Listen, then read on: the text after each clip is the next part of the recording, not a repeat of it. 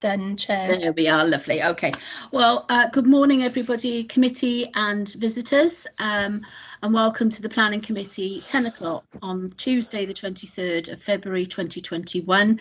This is taking place remotely via Teams and we will be adhering to the Teams protocol. I would like to welcome members, non-members of the committee who've just come to watch, and just remind you that you can take no part in the meeting, but you're very welcome to come and listen. Please leave your microphones on mute at all times, and not to take part in the chat either. That is just for members who are experiencing difficulties with IT and the like. Okay, so Tammy, if you could take the roll call, please. Certainly, Chair. Good morning, members and officers. Chair, I'll start with yourself. Councillor Suzanne Patterson. Thank you. Can you hear yes, me? My IT's Tammy. A bit. Thank you. Vice Chair, Councillor Sean Percy. Can you hear me? Present. I'm going to turn my camera off, Chair, see if that helps. Okay. Thank you. Councillor Chris Jones. Present. Thank you. Councillor Dennis Keogh. Present. Thank you. Councillor Rydian Mason. No. Okay, thank you. We've had apologies from Councillor Scott Bamsey. So Councillor Ros Davis. Presennol, present. Diolch. Councillor Steve Hunt. I'm here, Tammy. Thank you. Councillor Alwyn Woolcock. Yeah, present, Chair, and I have no interest to declare. Thank you, Councillor. Councillor Mark Prothero. Present. Thank you, Tammy. Thank you. Councillor Suzanne Renkes. Present. Thank you. Chair, we have apologies, as I say, from Councillor Scott Bamsey and Councillor Chris Williams. I move on to officers. Tammy, if I could interrupt, I think Councillor Wilcock has very gently reminded me that we should be declaring at the same time whether we have interest. So could you just go back and ask if they've got any interest to declare? Thank you, Councillor Wilcock. Yes, certainly. So, Councillor Suzanne Patterson, any interest? No, I have no interest to declare. Councillor Sean Percy. Yes, Tammy, only to say that I've got a personal interest in items 4 and 6, which are in my ward of Sandfields East. I've taken advice from legal on this, and I'll be participating fully in the meeting. Thank you. Thank you, Councillor. Great, thank you. Councillor Chris Jones, any interests? No interest, Tammy. Thank you. Councillor Dennis Keogh. I have no interest, Tammy. Thank you. Councillor Ros Davis. No interest to declare. Thank you. Councillor Steve Hunt. No interest to declare, Tammy. Thank you. Councillor Alwyn Woolcock has said that he has no interests. Thank you, Councillor. Councillor Mark Prothero. No interest to declare, thanks, Tammy. Thank you. And finally, Councillor Suzanne Renkes, please. No interest to declare. Thank you, that's great. I move on to a roll call of officers. So we have planning officers, Steve Ball. Yes, good morning, everybody. Good morning. And Stephen Jenkins. Good morning. Good morning. Terry Davis, Highways Officer. Terry. Good morning. Good morning. Rebecca McGregor, Legal Officer. Good morning, all. Morning. Democratic Services Officers, that's myself, Tammy Davis, and Nicola Heaton. Present. Thank you, Nicola. We also have a registered speaker on application number P2020/1041, Victoria Road, Sandfields, and that's Jason Evans from Evans Banks Planning Limited. We have Hannah Neary, present from Wales Online. Thanks, Hannah. We also have some local members in attendance. Councillor Dave Whitelock. Morning, Tom. Good morning. Councillor Edward Latham. Morning, Tom. Yeah, Good morning. And Councillor Matthew Crowley. Good morning, Tammy. Good morning. The local councillors are non-voting attendees, Chair. Yeah. Okay, have I missed anybody off the roll call, officers or members? Tammy, no, you Yes. haven't. But just to clarify, there's also a lady called Zoe Rose Higgins, who's a guest from the Coal Authority in relation to Goshen Park, just in case. Just in case standing by. Just in case she's standing by, just so you're aware. That's great. Thank you, Steve. And Chair, that concludes the roll call. And would you confirm we are quorate for this meeting, please, Tammy? Yes, Chair, we are. Thank you. Thank you. Okay. Well, as I say, I have greeted everybody this morning. I would like to announce that I have had a request for a change in the item that we do, the item roles. I've got that wrong, but there we are. We've had a request to do the HMO item 6 first, to allow people to attend another appointment that they need to go to. So I have agreed to that. So the items will be item 6, then 4, then 5, then 7. I will go to declarations of interest. We've done minutes of the previous meeting are on pages 5 to 6. Could I have someone to confirm that they are a true record, please? I move, Chair. Thank you, Dennis. Seconded. I'll second that, Chair. Happy to Chair. Thank you. That's fine. Okay, so those have been ratified. Item 3, we're not currently, because of the situation, doing site visits. So I'll move on to the first item today, which is item 6. So if you'll just bear with me 1 second. I've got this new system here. Okay.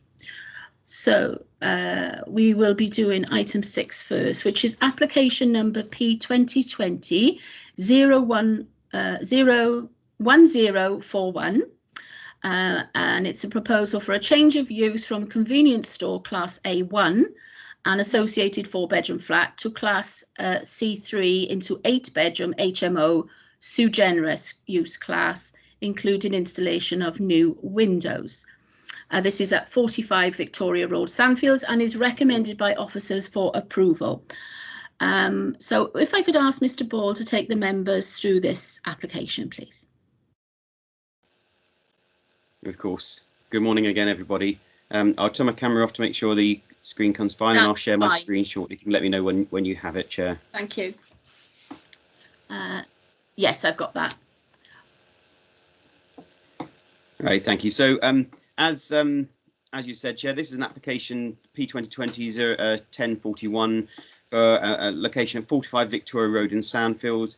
It's an application to change the use from a existing mixed use of a convenience store, a retail shop with an A1 with an associated 4-bedroom flat, a residential flat, into an 8-bedroom house in multiple occupation.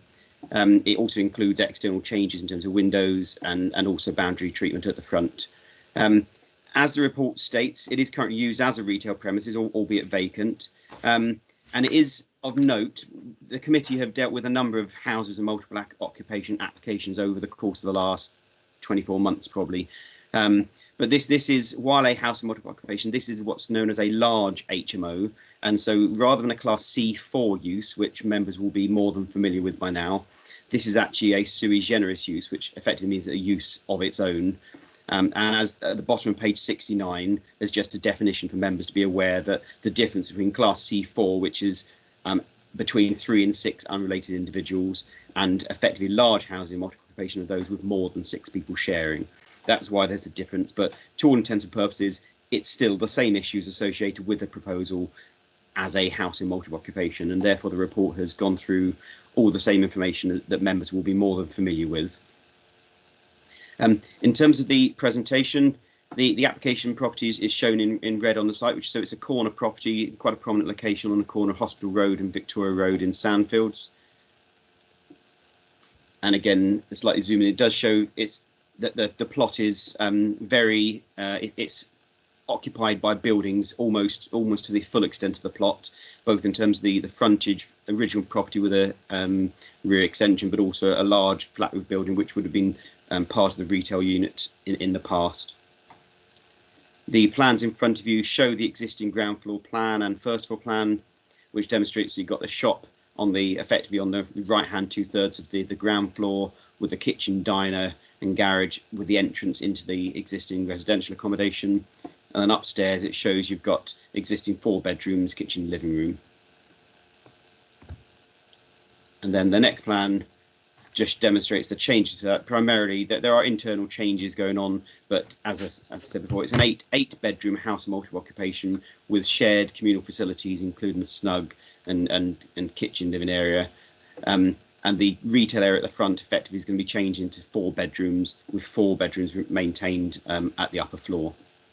There's also, as you can see, the existing garage accommodation has been changed for bin storage and bike storage to serve that HMO use. Excuse me.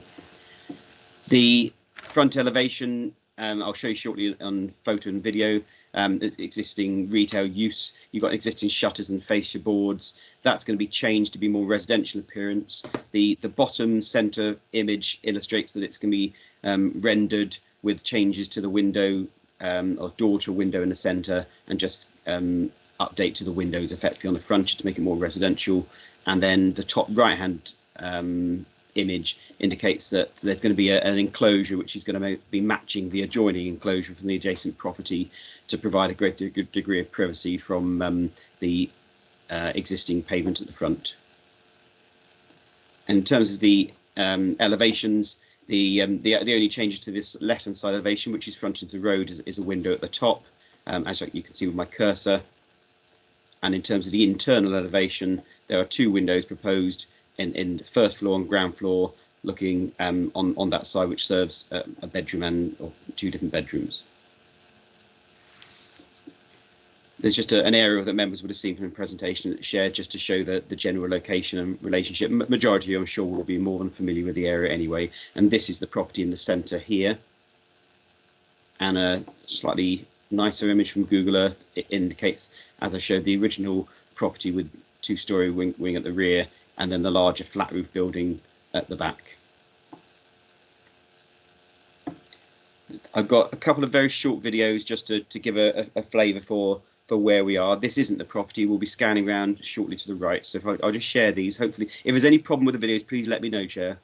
Yes, I can see this quite well, Mr. Bull.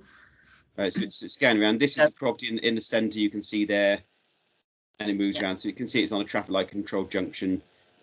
As I say, it's a very short video. I can move around. That is the property we're talking about here. Okay.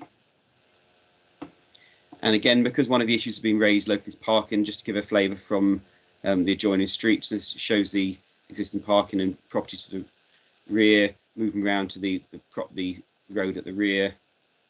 And then again, you can see, albeit a bit blurry, sorry. There we are. This is the property in the centre as well, with a large flat roof, and on Hospital Road with the traffic lights you can see on the junction.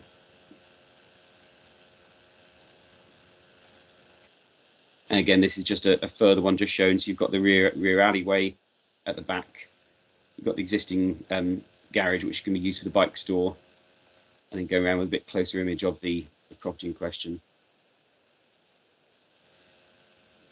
Just while we're on it, one of the issues that raised in the report refers to the existing house of multiple occupation. This property on the right hand side here, which you would also seen from the frontage on video 1 here, the upper floors and at the rear is used effectively for a large HMO for environmental health purposes. So that is one of the few licensed HMOs in our area because of it's a 3-storey property. So that's the one HMO that's been referred to within the area. Thank you. And finally, just to give flavour for the existing, this is the yard, the rear. The windows being proposed are beyond here, so effectively looking onto the blank elevation of the adjoining property with oblique angled views into the rear yard. Okay. Images and videos, so hopefully give you a good flavour for things. I won't go into huge detail on the presentation about the HMO's issues in terms of the background, because members will be more than familiar with the policy situation on those. But you'll note that this is an application that has raised a lot of concerns locally, and that there have been a lot of issues being raised. The report has gone through those, and I won't lots of my presentation will cover the issues, but I won't cover everything. So if there's any particular issues members wish to raise from any of those representations after the presentations, please do let me know. Albeit I'd say that while the report does cover them, a lot of the issues raised are not matters that are material planning considerations. Even though they may have concerns locally, they're not material considerations. For example, potential decrease in property values, that is not something that can be taken into account, as members will be aware. So the report goes into the issues and the policies on page 73, and then goes to the issues on page 74. Firstly, in terms of the proposal for house and multi-occupation, as I've said before, it's a large HMO under sui generis use, and members will be more than aware that while the introduction of the C4 use class in 2016 was because there's an acceptance that there can be some issues caused by concentrations of HMOs. In this particular case, as the report has emphasised, this is not an area that's considered to have what might be termed an HMO issue or a problem in terms of numbers of HMOs in the area, to an extent that there would be any concerns that can or should be raised in respect of community cohesion or impacts on the character of an area, noting, of course, that HMOs do provide a valuable source of residential accommodation, and that there needs to be a balance struck. And as the report has stated here, we are, as officers, are satisfied that the introduction of this use in principle, i.e. a larger residential use, would not have any adverse impact on character or issues such as social or community cohesion, to the extent that it would warrant any refusal of the application on principle grounds. I do emphasise there, I refer to the one existing HMO which is directly opposite, and I am aware from the correspondence that that particular property would appear to have had some local issues of concern, which may relate to the way in which that property is managed. But that should not detract from the fact that there are appropriate controls in place to deal with such matters through other legislation, including by our environmental health colleagues. And more to the point, just because one property does not have an issue, we have to remember that this is a land use planning issue. And I use the phrase, it's about land use, it's not about people planning, it's not about who lives there, it's about what the property is proposed in a land use planning term. And in that regard, there can and should not be any reason to object to this proposal in terms of the impact in terms of land use, in terms of character. Hence why the application, in terms of principle, there's no objection raised. There's also an issue that's been addressed at page 78 report in terms of the loss of the retail use. And there's been some comment about its loss, and also reference to the fact that it previously housed the post office. So policy SC2, protection of existing community facilities, seeks to govern against any unacceptable loss of community facilities, and gives effectively us a test that it needs to pass. But ultimately, the report emphasises that this is not a designated retail local centre. There are a number of other retail uses in and around this area, and it's certainly not something we would be able to object to in terms of the loss of this retail facility on policy SC2 grounds. I also wish to emphasise, as the one of the paragraphs says, that the post office does not operate in this anymore. We are aware that the post office was here, and then it did move up to the Neath shop on the further corner, just up Victoria Road, but that is no longer operating since the beginning of this year. But this proposal does not result in the loss of a post office. The post office has gone from a different property, but this proposal does not relate to the loss of a post office. So therefore, we cannot be objecting to this proposal, anything to do with the post office having gone, because this proposal does not result in its loss. I accept, it's regrettable to lose a post office in the area, but the post office website indicates that it's a temporary closure, and that would certainly indicate that they are looking to find an alternative facility in the area. But as I say, for the purpose of this application, we cannot object to the loss of this property proposal or retail property under policy SC2. The report then goes in from page 78 onwards in terms of visual amenity.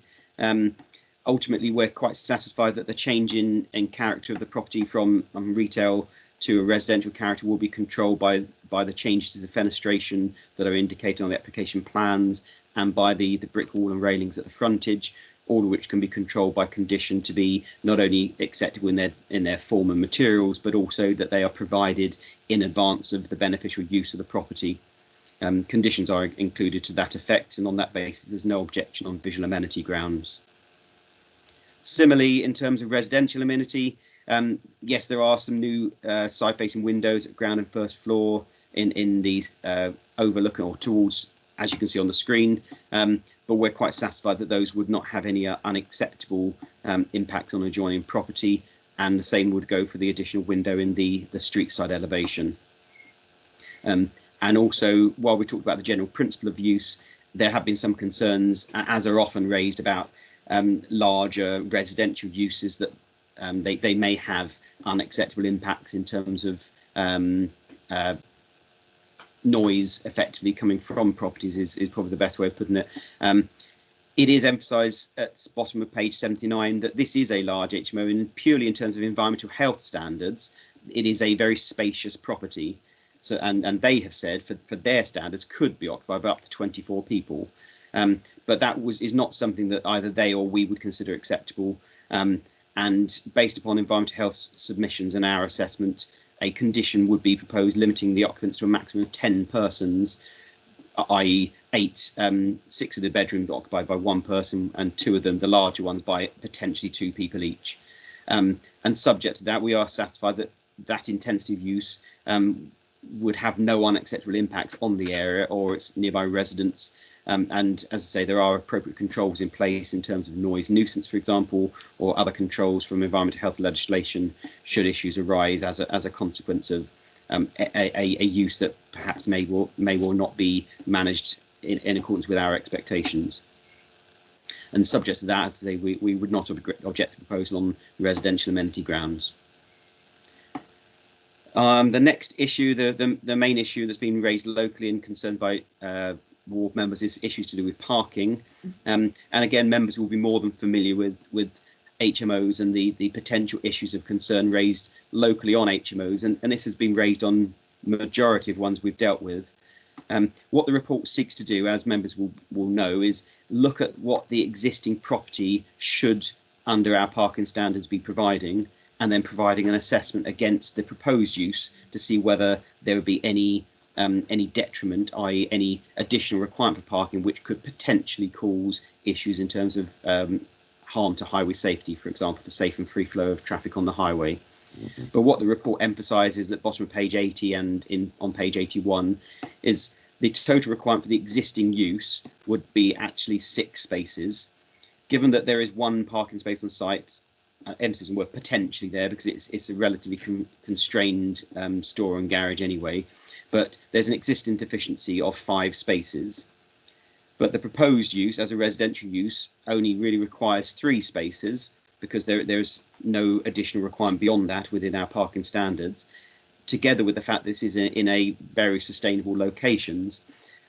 Ultimately, there would be a deficiency of 3 spaces, which is obviously different, is actually slightly better than the existing space. So while the general feeling might be that this could create more parking requirements and potentially more impact on highway safety, purely from an assessment and based upon could we sustain an objection on those grounds, the report has gone into that quite detailed and emphasised that there is not any sustainable ground to object to this proposal based upon our parking standards and based upon any potential detriment, because it could not be demonstrated that this would be detrimental compared to the existing use and its parking requirements.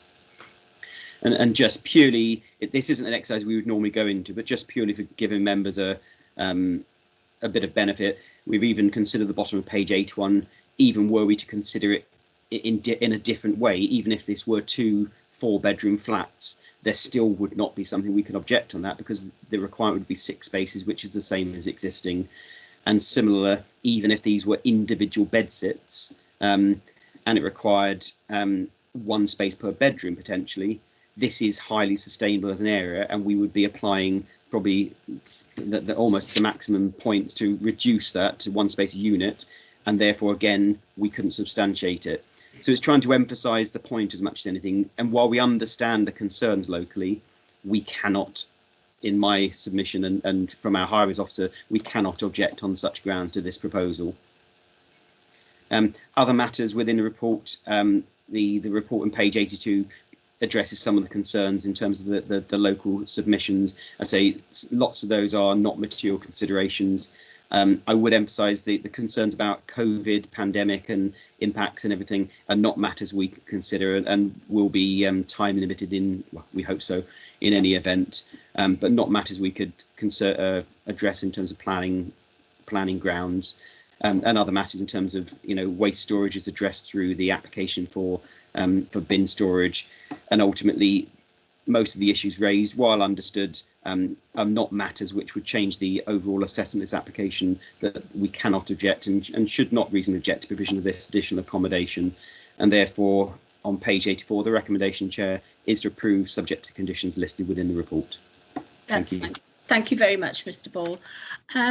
Now, for people who are new to the committee, what normally happens now is that if we have any registered speakers, they speak. Then I will go to local members who wish to speak on this, and then I will open it up to the committee for questions. So we do have a registered speaker, Mr. Jason Evans from Banks Planning Limited, who wishes to speak on this application. So, Mr. Evans, you will have 5 minutes. Yeah. Chair, my apologies for interrupting, but this might be a good time just to let you know that Councillor Rydian Maison, a voting member on the committee, has joined us, just to see if Councillor Maison has any declarations. Oh, right. Thank you, Tammy. Councillor Maison, I can see that you are actually present. Have you heard the whole of this? I right. started about a minute before Mr. Ball started his presentation. Oh, right. Okay. So I heard it all. The only thing is that one of the applications didn't come out, but I got no interest in it at all. So no, that's no fine. interest in this one at all. No. That's fine. Okay. Thank you, Councillor Maison. Thank you, Tammy.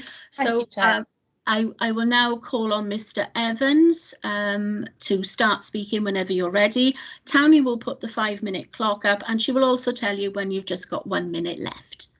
Thank you. In your own time then. Thank you, Chair and members of the Planning Committee, for providing me with an opportunity to speak on behalf of the applicant here today. This is one of a number of similar projects the applicant is pursuing throughout South and West Wales, adding to their existing experience of delivering such housing provision in areas of need. In the case of the area within which the application site is set, the proposed development will be targeted providing a home for work, such as nurses in the nearby hospital. We'd firstly, therefore, like to thank officers for the detailed report before you, which shows that each aspect of the proposal, along with its principle, has been given thorough and careful consideration, resulting in a positive recommendation being put forward. The application building's lawful use, albeit that it's currently vacant, is as a small convenience store with an associated large family home linked to it. The closure of the shop, of course, occurred long before the application was being prepared, and indeed then submitted to the authority. However, the retail needs of the immediate local community have been met, and in fact in a greater sense, by the nearby much larger store at the junction of Victoria Road and Addison Road. As a result, the change of use of the application building to a HMO would not result in a detriment in meeting local retail provision demand. Proposal itself then results in very little physical change to the application building, other than to alter its front elevation and principal means of access. The removal of the existing commercial related features with those of a more domestic style ensures that the proposed change of use will harmonise with the generally residential appearance of the area. Parking provision has been raised as a point of concern by a number of residents objecting to the scheme. As you will see in the officer's report, the general demand for parking by the existing lawful uses of the building is in excess of that proposed by the change of use before you. Furthermore, the application proposal includes provisions for promoting non-car modes of transport, as well as a commitment by the applicant to limit car ownership by the building's future occupants. All this then ensures that the proposed use of the building would reduce current car parking provision pressures generated by the existing use, again to the betterment of the local area. Finally, whilst not a planning consideration, we note that a number of local residents are concerned with regards to the potential occupiers of the new HMO. We recognise that in some instances, HMO schemes being put forward by housing associations, such as Link Cymru, for example, are often to assist in providing accommodation for specific groups, such as those who are homeless. However, private sector led schemes, and certainly those delivered by the applicant, target those who are either in part or full-time employment, or at a stage in life where they are not quite able to afford a place of their own. Such individuals are no doubt already present in the local community, possibly living with their parents, for example, and so the proposal in turn will not alter the current socio-economic mix to any degree that. On this basis, we would like to thank officers again for their efforts in determining the application in question and fully concur with their conclusions and recommendations in the report before you. We therefore respectfully request that you as a committee support this application and now move to grant permission. Thank you for your time. Oh, thank you, Mr. Evans. You did break up slightly. Did any member of the committee want to go back on anything that Mr. Evans said? You got it all, did you? I can't see any indications otherwise. So, okay, it was only momentarily that it froze. Okay, then. So what I will do now is call on local members who have advised they wish to speak. So in no particular order, I got Councillor Matthew Crowley and then Councillor Edward Latham, who are the local ward members who have come to the committee today to give us the benefit of their thoughts. So Councillor Crowley first, please. Chair, with respect, I did have my hand up. Could I just ask one question? I'm sorry, I didn't notice. No, that's no problem. You indicate, well, you actually made a statement that Mr. Evans did break up. He broke up at the beginning of his speech on my computer. Right. At the point, the last word I heard was the local hospital. And I wondered what the reference was there. Of course, yeah, we'll go back. As I say, normally it's only the 5 minutes, but this is for clarification, so I do agree to that, Mr. Councillor Latham. So, Mr. Evans, the sentence that included the part about the hospital, could you repeat that, please? Certainly, thank you, Chair, and apologies for the connection. Listen, that's the joys of living in joys of living in West Wales, I'm afraid, isn't it? The point I was making was that this application is one of a number that the applicant has delivered, and in this instance, it's going to be targeted towards providing accommodation for those working in the healthcare sector, and in particular nurses working at the local hospital. Thank you, Chair. That's fine. Thank you. Okay. So we'll go then to Councillor Crowley, please. You do not have 5 minutes, Councillor Crowley. I don't limit members to 5 minutes. Okay, thank you. And thank you, Madam Chair, for moving the agenda around this morning, and also allowing me to have the opportunity to speak on this very controversial subject matter. Along with my two East Ward colleagues, we are very concerned of this proposal as in front of us here this morning, and I'd like to thank officers for a detailed report. However, it's flawed and not without contradiction. You'll have to forgive me, Madam Chair, I've only got the report in terms of page numbers 1 to 18 in mine. I haven't got the full detailed report numbers, so page I can only go from but I have got it highlighted. So page 3 on my report starts with consultations. Just okay, if you just bear with me for a moment, then I'll find page 3. Yeah. Page 3 is actually page 70 on our bundle. Okay. So if I can start with the consultations, obviously, Madam Chair, the head of engineering and transport offered no objections, and why would they? The department had no legislation to base its objections on, a lack of HMO policy in this regard. Also on page 3 of the report, representations. As we know, there has been 87 single letters of complaint and a petition of 404 signatures. So this shows the level of concern from the people directly affected by this proposal. I'm not a betting man, but I would bet on the fact that this is probably the highest number of complainants against the HMO since this current committee was constituted in 2017. Page 6 of the report, background information. Madam Chair, I'll give you a chance to get to that and number it for me if you can. Page 60, what did you say? Page 6 of my report, background information. Right, just one minute. That is page 74. Thank you, Madam Chair. The officer states that it's, and I quote, recognise that in some parts of the country the number of HMOs within an area was having an adverse impact upon character of the area and can lead to cultural, social and economic changes in the community. If he recognises this, then why recommend it to you for approval? Page 7 of the report, and that would be, bear with me, Madam Chair, 75, is it? Yep. He sets out a few paragraphs on the Wellbeing and Future Generations Act of 2015, with particular emphasis on the potential clientele that will occupy the HMO.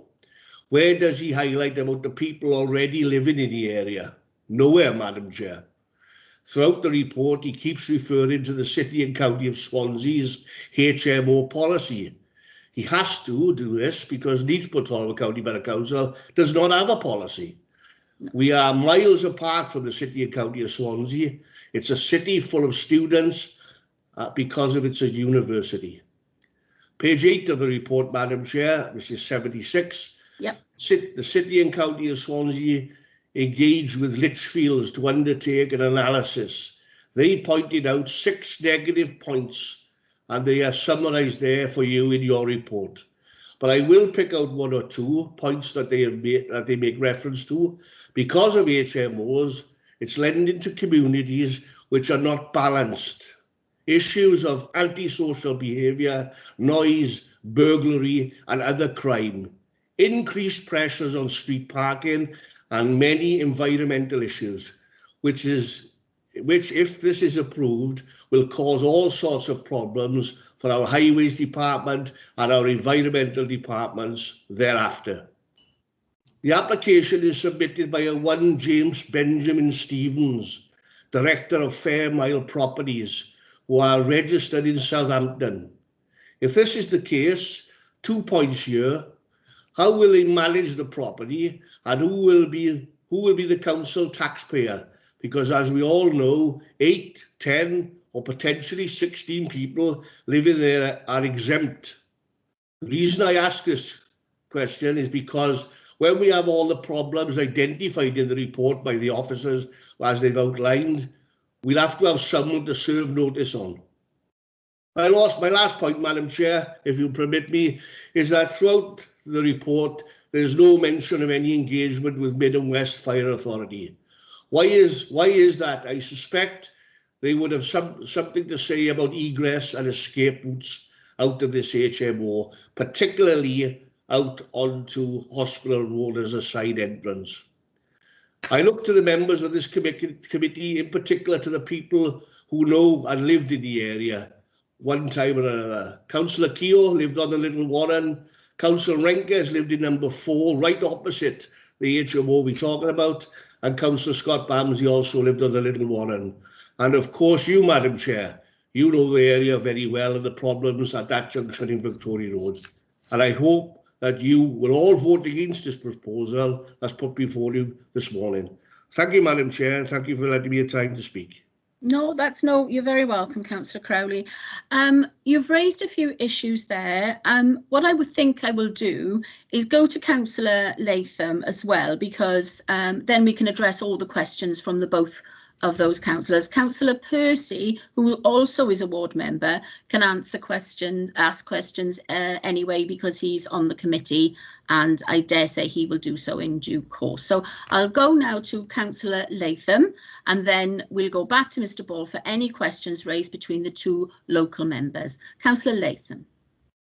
Thank you, Chair. Can I echo the comments from Councillor Crowley about the accommodating us and dealing with this item early.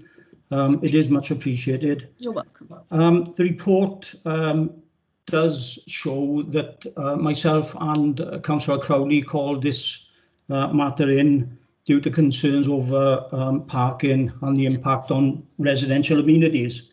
And I'm grateful for Mr. Ball for the set of photographs that he showed earlier, which confirms our fears on the parking issues around this particular area.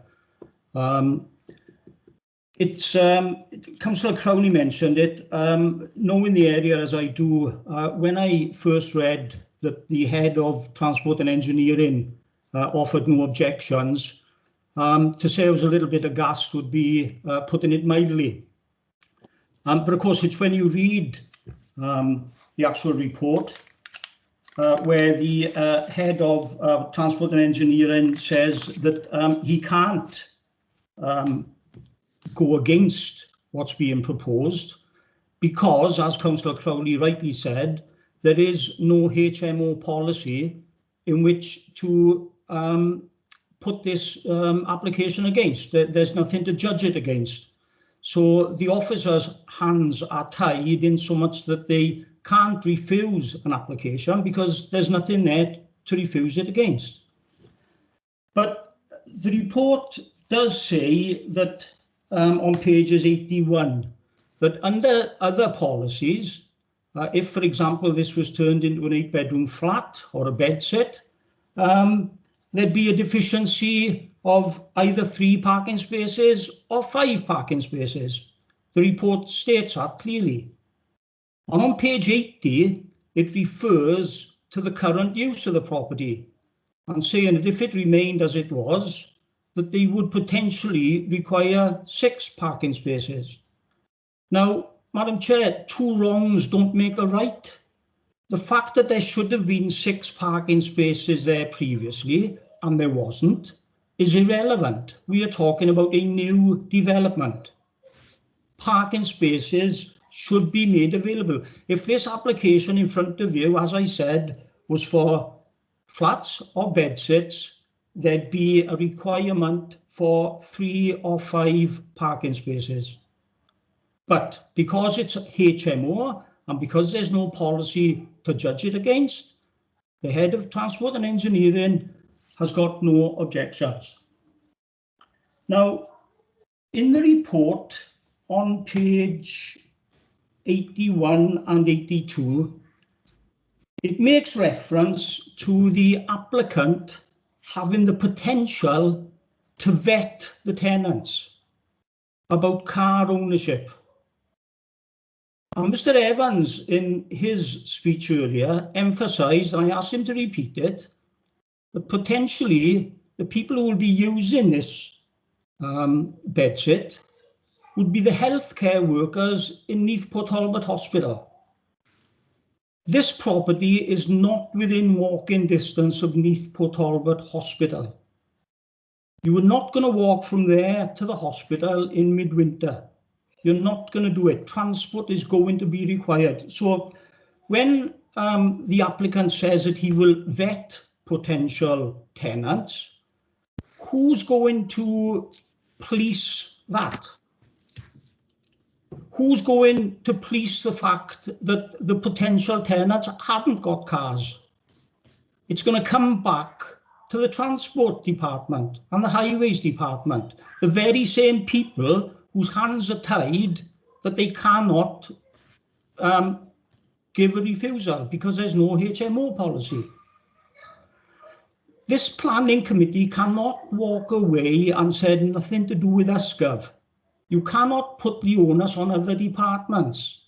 You are making a decision here today, and I know, my colleagues know, and committee members who live in the area and know the area know that this is going to cause a problem.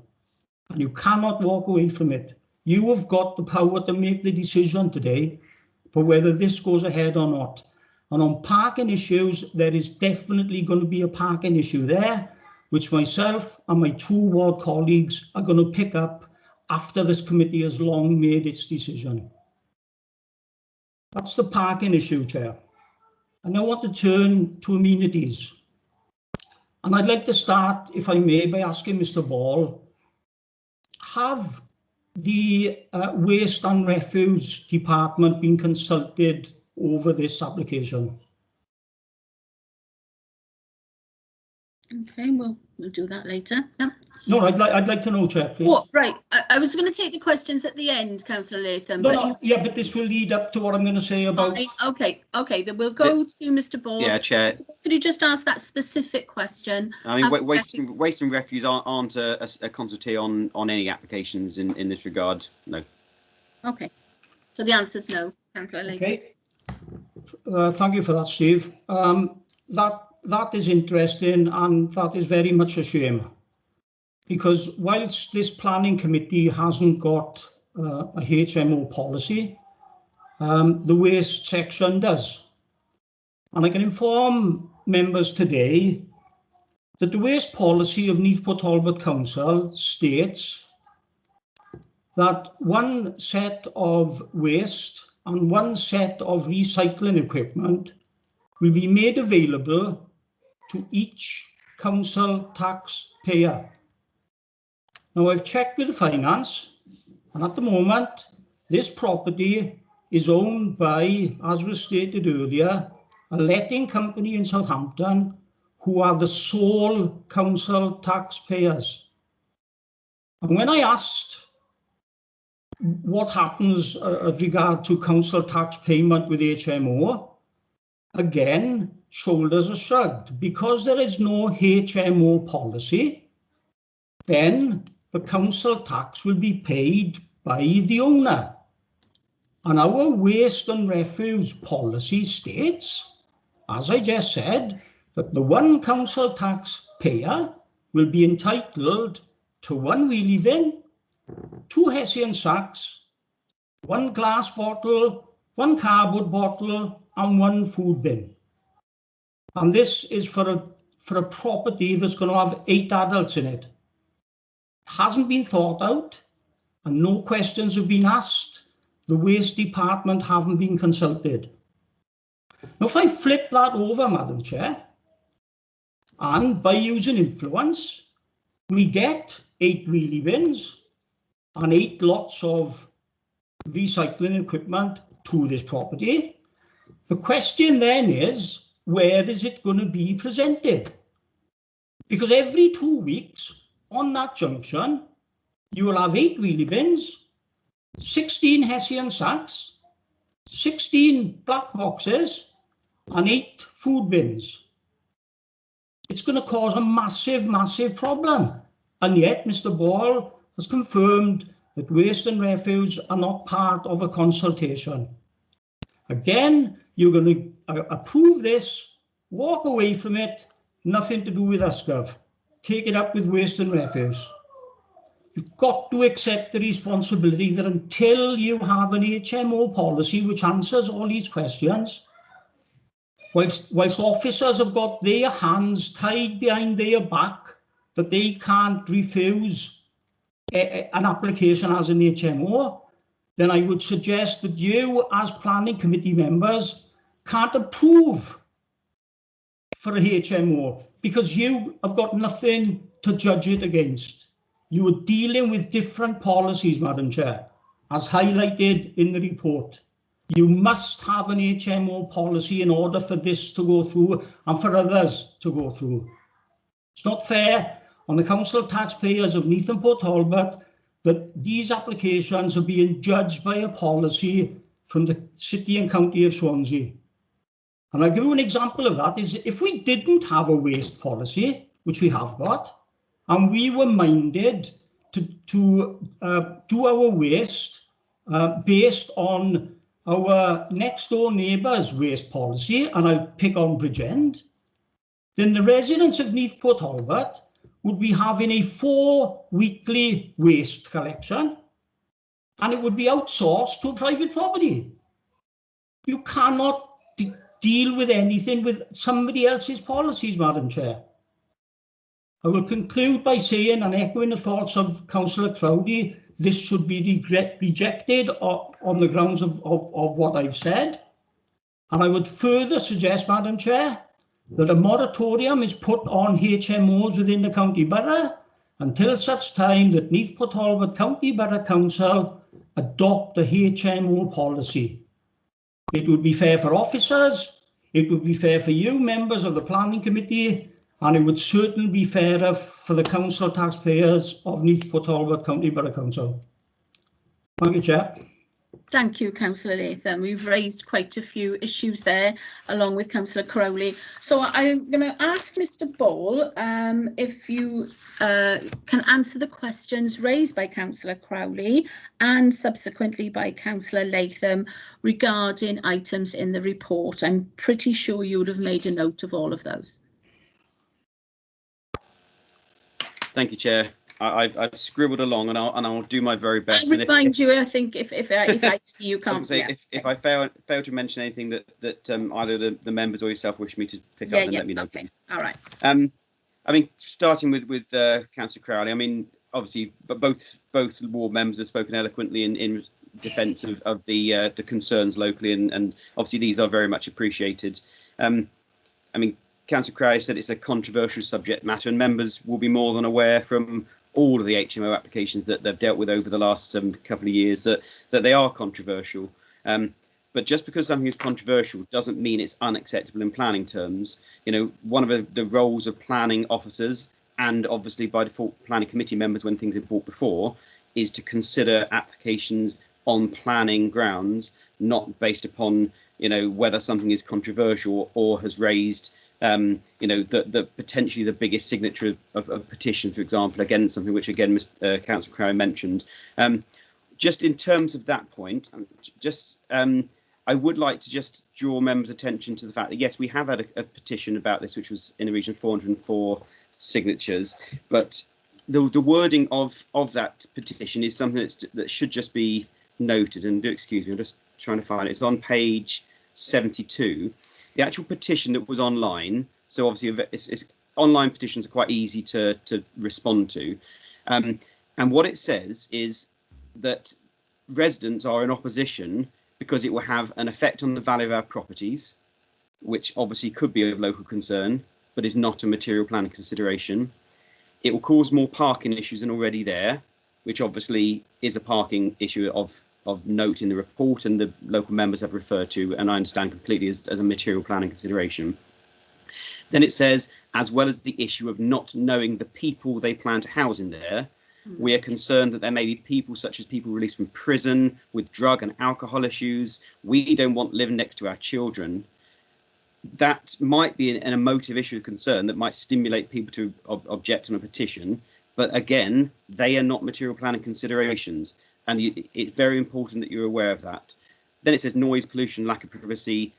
That can be something of concern. I'm not saying that the petition shouldn't be accepted by any means, because it does emphasise the degree of concern locally, and I think that's quite clear. But I think you have to also have regard to the fact that there's a number of things in there that might have raised a lot of local concern, but are not matters that you can consider today as a member of the planning committee. This is, as I said, this is land use planning. It is not about people, and we've emphasised consistently that that is the issue. The other issues raised by Councillor Crowley, you talk about the issues about the culture impact, and particularly referred to Lichfields and the impact, and what you're saying. I think it was page 76. Sorry, I'm just trying to find it. Page 76, which emphasises the negative impacts that Lichfield's report talked about, the impact on potential community cohesion. This is it's been in our reports every time we've dealt with HMOs over the last couple of years. And these are indeed something that can have impacts. And these are the kind of things that form part and parcel of the Welsh Government research that underpin the introduction of the Class C4 HMO use in 2016. But if you go to the 3 paragraph or bullet points before that, on the bottom of page 75 and top of 76, they are counteracted also by the fact that HMOs do have a positive role to play as well. They are an efficient use of building resources. You can provide accommodation for multiple people. They do, you know, have a positive contribution to areas. And I think that has to be, you know, you have to consider that as well. These are not uses that are negative and will always be negative, even though that is potentially the concern locally. They are an important part of the housing stock as part of the balanced provision of affordable housing for all people at different, you know, times in their life and different socioeconomic circumstances. So they are important. And what the Litchfield report, what the Welsh Government research into HMOs all talks about, it's about there can be a tipping point beyond which an accumulation of these uses in an area can then have an impact. But in this case, there is a single HMO, a licensed HMO opposite. This is not an area that is beset by many HMOs to the extent that there would be an accumulation of such uses which could in any respect justify a refusal on community cohesion grounds. What I would say though, obviously the main issues being raised are more about parking and amenity grounds by local ward members anyway, but I emphasise purely a matter of principle. I strongly advise that we could not and should not be refusing this application on such grounds. Councillor Crowley also talked about issues about the fair mile properties and where they're registered and who served notice on. You know, that again is expecting there's going to be a problem. But what I would say is, if there are any problems with these things, then it is the registered owner of a property who is responsible for that, and so therefore they are the ones who any notice would be served upon. And issues to do with fire escapes and everything are matters dealt with by different legislation other than planning in terms of building regulations and the like.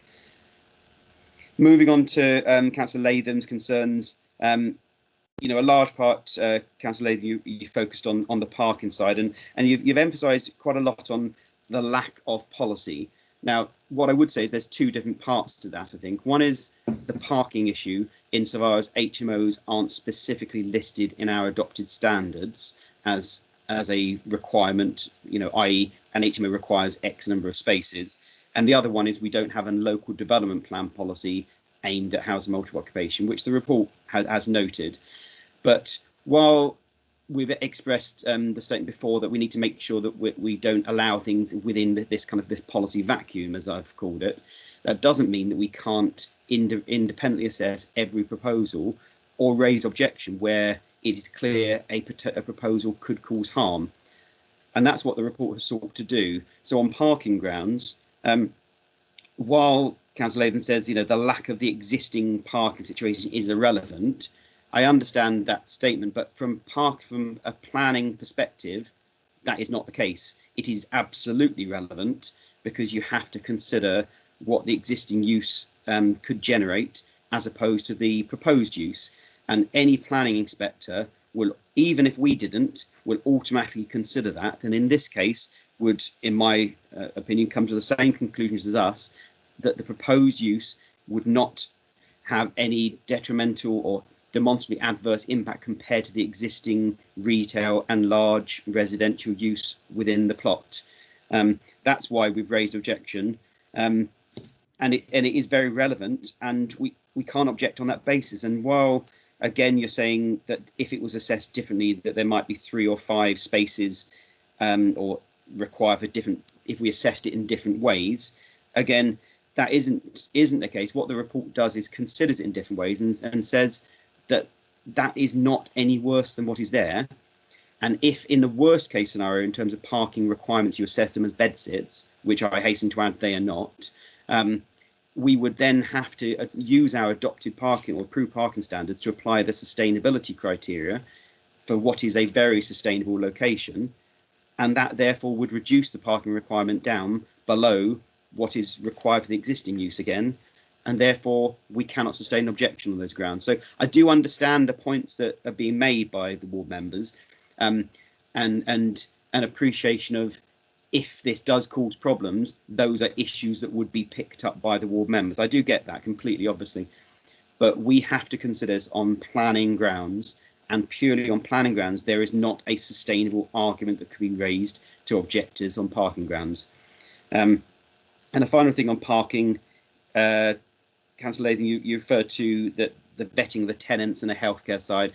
I'll be honest, the issue of whether or not it might be nurses in a hospital or not hasn't been put before me in terms of any other submissions that I'm aware of. But irrespective of that, that's not a valid planning matter. Anyone can live there. The point in question is, you know, if they're a nurse from the hospital, or if they're someone, you know, a student or whoever they may be, they may have different, you know, requirements. They may have a car, they may not have a car, they may work, they may work locally, or they might work further afield. But this is a sustainable location, and it is the kind of location that is, really the kind of place where HMOs should be located, in sustainable locations, to give the best opportunity for people to live in a sustainable location and have appropriate modal choice, i.e. choosing not to own a car because they can get around on bikes, which would be controlled within the cycle store, or on, walk into the town centre, or the buses that are in the locality.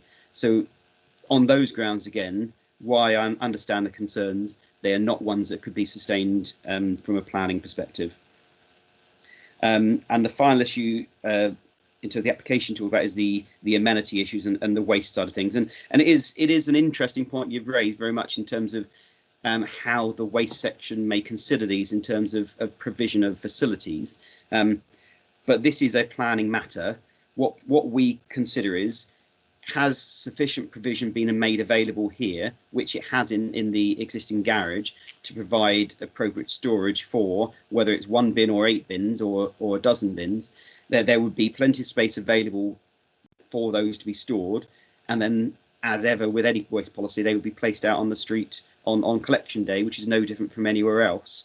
So that again is not a valid planning matter to raise objection to, because provision has been made for bin storage to serve this use.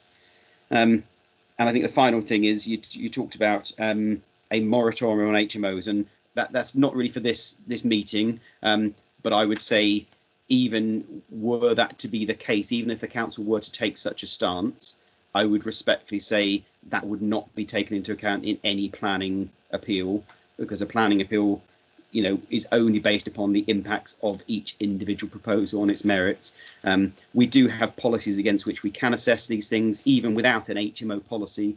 But this is absolutely not a case where there's an HMO issue in terms of the numbers, or the impacts of this particular use would be such that would justify a refusal on amenity, parking, or matters of principle. So respectfully understand the local concerns, but I hope I've responded to all the points you've raised.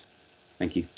So thank you, Mr. Ball. Councillor Crowley, I don't know if he's still here because he did have to go to an appointment, but Councillor Latham, is there anything outstanding that wasn't not answered? I'm still here, Madam Chair. Oh, you are still here, right? Okay. I've only taken the video off because I don't want people to look at my ugly face, and secondly, to try and help along with the IT issues.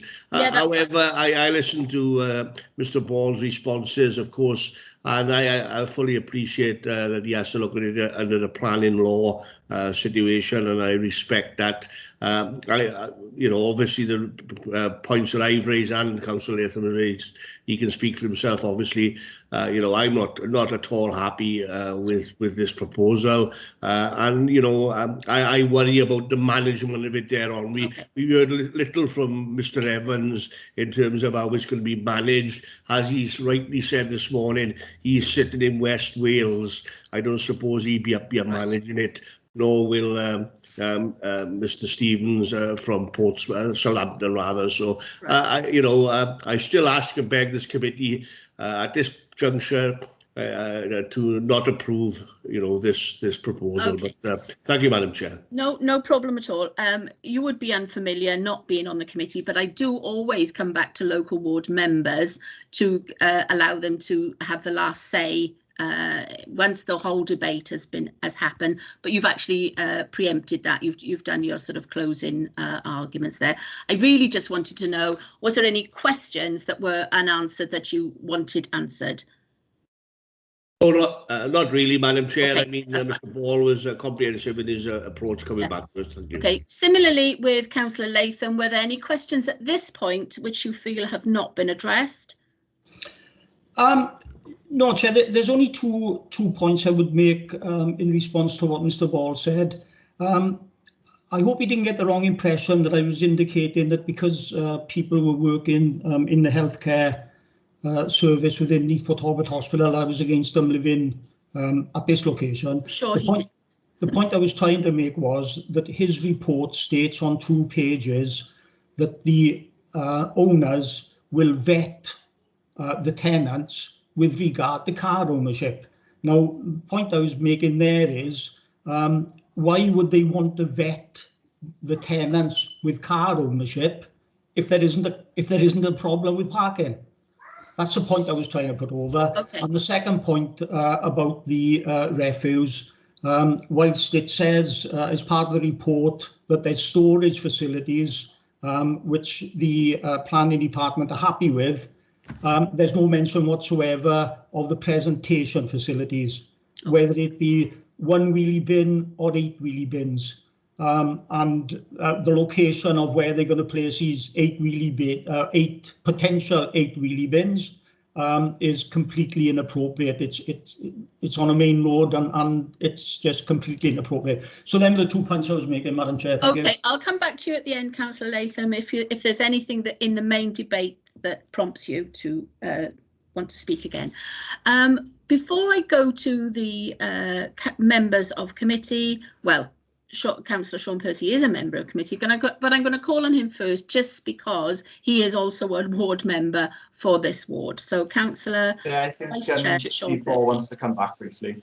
Yeah, Chair, thank you, Councillor Percy. If I can make one very, very minor point. Councillor Latham said, I understand what you're saying. I didn't take it that way at all, just to emphasise that. But in terms of the why vet if no issue, I understand the point you're making, but I just want to emphasise for members of committee that's been raised in there, and the head of Energy and Transport has said that they've noted that, but the assessment has not placed any weight upon that because we cannot and could not control a vetting system of whether anyone lived there, did or did not have a car. That's not something we can consider. However, members may wish to be aware of the fact that as a responsible landlord, that would be their intention because they're aware of local concerns, not necessarily because they're aware there's a parking issue, but I think because they're aware of local concerns. But we can't condition or control that in any event. Thank you, Chair. So no added weight has been given to the your recommendation based on that. Okay, thank you. There we are then. Councillor Sean Percy, who is also a local ward member and vice chair of this committee. Thank you, Chair, and thanks as well, Steve. So good morning, members, and thanks to Ted and Matthew for expressing some of the concerns from the community so far. I've also got a number of concerns with this application that I want to make you aware of. Some of these points have been addressed or covered in part by my fellow ward colleagues and by Steve, but there's a few additional points here that I want to raise. So we discussed many times in this committee the impact on residential amenity of HMOs and what level is acceptable, and we've had some quite lengthy debates on this over quite a number of planning applications. Yeah. And in part, with the absence of our own policy, one of the things we use to help assess the impact on community cohesion, which Steve has already mentioned, stems from the Swansea HMO policy and other similar ones. So that looks at the HMOs within a 50-metre radius and suggests a 10% threshold. Now, it's worth noting this only considers impact on the character and balance of the community in terms of transient residents and conversion of residential properties into HMOs. Now, I accept on the cohesion point that this is not a significant amount of HMOs in this location. So I totally understand Steve's point there that it would not be right to raise objection on that point. However, what I don't think has been perhaps adequately covered is the report also states that the policy requires an assessment of whether the development would have an unacceptable adverse impact caused by noise, nuisance and general disturbance. So this is a separate assessment made from this 10% calculation in the radius. And for this, then we need to consider the size of the HMO, local factors such as adjacent properties, access, siting of the building, when looking at the impact caused by noise nuisance, for example. So here we've got an 8-unit HMO proposed, and directly opposite another HMO, which I think has got either 3 or 4 units in it as well. So I think having 11 units of accommodation, if we take the lower estimate there, so that's 8 in this location, 3 across the road, both opposite each other on Hospital Road. I think we're at a level of intensity there, centred around that small area, where we're going to begin to see impacts on local residents. Now, that is my opinion on assessing this. We'll have a large HMO and a smaller HMO directly opposite each other. In particular, then, looking at that Litchfield's report and some of the issues which are known to be associated with HMOs, antisocial behaviour, noise, parking, refuse left on the street, I think they are issues which my councillor colleagues have raised and local residents have raised, and I think are applicable and worthy of consideration on this application. So I'm going to pick up on waste again. I know Councillor Latham mentioned waste, and Steve, you've given a response on that, but I still think this is quite an important issue in terms of how we consider the presentation of waste and the impact that will have on the visual amenity, residential amenity, and highway safety in the area. I don't think that's really been adequately covered in the report, because there will be a change from the current position when and if this application is approved. So the proposed limit on this property is 10 people, which, you know, as Councillor Latham suggested, is going to require a significant amount of waste and refuse equipment being presented. Currently, it's a family property with one set of waste and recycling equipment. Now, I don't think that is something we can leave to the waste service to deal with. They can only deal with the width of the pavement, the size of the lane, and the situation as it is on the ground. I think we've got a duty to consider these matters here as well. The fact this is an end terrace property, I think, is really important, because the presentation of waste at this location will have a much greater impact than a mid-terrace property presenting waste into a rear lane. In this location, waste is presented towards the end of the rear lane and already spills out onto the pavement on collection day as is. That's without an additional 7 sets of bins and recycling equipment. Now, that I think is going to have a concern on pedestrian safety, because we've got a narrow footway there, we've got a busy road, a bus route, and it can be difficult to pass the pavement now.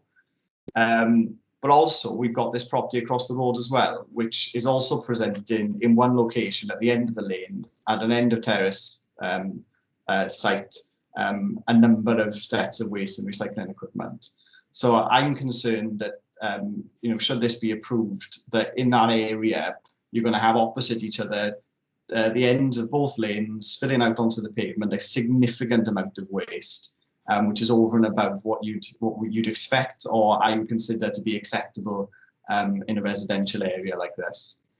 But one of the things I want to move on to is about the intensity of the use and how we're looking at that. Something I touched on already a little bit, and the report covers this to a degree and says that the activity, notably at the ground floor, is currently quite high. Now, I agree with that. I think that's a fair assessment, given it's a retail unit currently. But what I don't think enough regard has been given to is the changing of the access point into this building, and how that, combined with the increase in residential activity, is going to adversely impact the properties nearby. So, you know, currently there's a 4-bedroom flat, which is accessed off Hospital Road at the side entrance. And there's a shop which generates the most activity access from the front in Victoria Road. Now, the existing flat can also be accessed through the shop. Now, in this proposed use, the Victoria Road entrance is being blocked off, and the only access to the building will be the side entrance on Hospital Road. Now, that's going to serve all 8 units of accommodation. So that's going to result in a significant increase in activity, noise and disturbance on Hospital Road. You're going to have 8 separate households there with their own different routines, different work schedules, different friends using the same entrance. And I think that's going to have a particularly disproportionate impact on some of the properties backing onto the property. So number 1, Adair Street, which is just across the lane, number 2, St Paul's Road. They currently back onto that area, and there's going to be a significant increase in activity. And this, of course, is the context in the local area here is you've already got a smaller HMO across the road, also accessed off Hospital Road. it's worth noting that access point, because although the principal elevation of both properties is Victoria Road and the address is Victoria Road, the access points are both off Hospital Road, which is a very different character to the busy Victoria Road. And I don't think the impact of that on the properties in Adair Street at the end, St Paul's Road, has been considered sufficiently in the report currently. So the next thing I want to move on to is retail.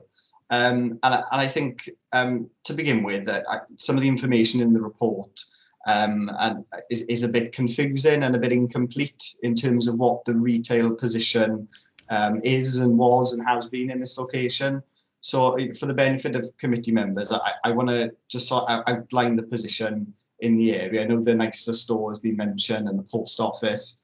Now, the nicer store at the other end of Victoria Road, that opened in 2011, so quite some time ago. And at the time, 45 Victoria Road, which is the application property we're talking about, was a newsagent. And that's been operating as a newsagent for a long time. Now, in 2013, the standalone post office across from the application property closed and moved into 45 Victoria Road with the newsagents. At that point, the ATM was fitted. Now, that traded alongside the nicer store since that opened.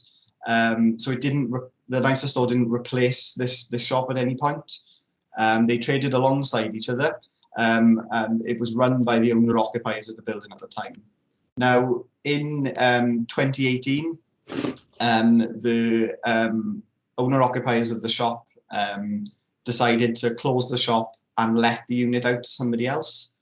So they let the shop out to another local resident in Victoria Road, where it reopened as Card Corner, selling convenience goods with a focus on gifts, cards. They retained the newsagent's newspaper delivery service, and they later expanded to other goods, plants and garden goods as well. So they had a distinctive offer from the nicer store and traded alongside each other for quite some time. So the post office service relocated to the nicer store in 2018 after the closure of the original newsagents. Now, the shop in 45 Victoria Road, under its last guise as Card Corner, traded for 2 years, from April 2018 till April 2020. And the unit was then vacated during the pandemic last year. Now, the flat and the shop were then put up for sale while the unit was vacant.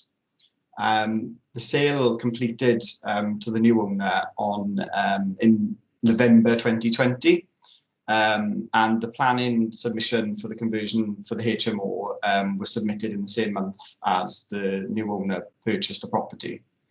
Now, my concern here is that policy SC2 requires evidence to show that reasonable efforts have been made to market the facility for sale or lease for its existing use.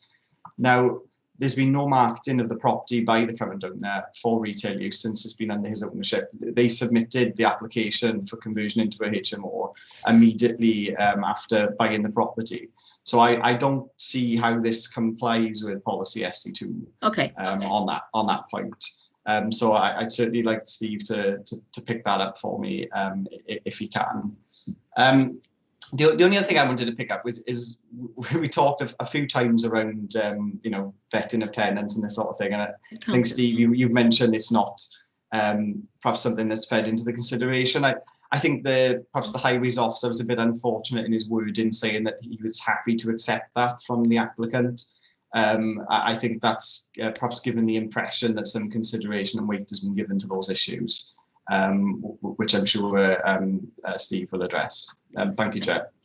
Thank you, Councillor. Steve, if you could quickly, we've spent quite a lot of time on local ward members. We haven't even got to the committee yet. And one of the reasons for that is that, as Councillor Latham put, we do not have an HMO policy.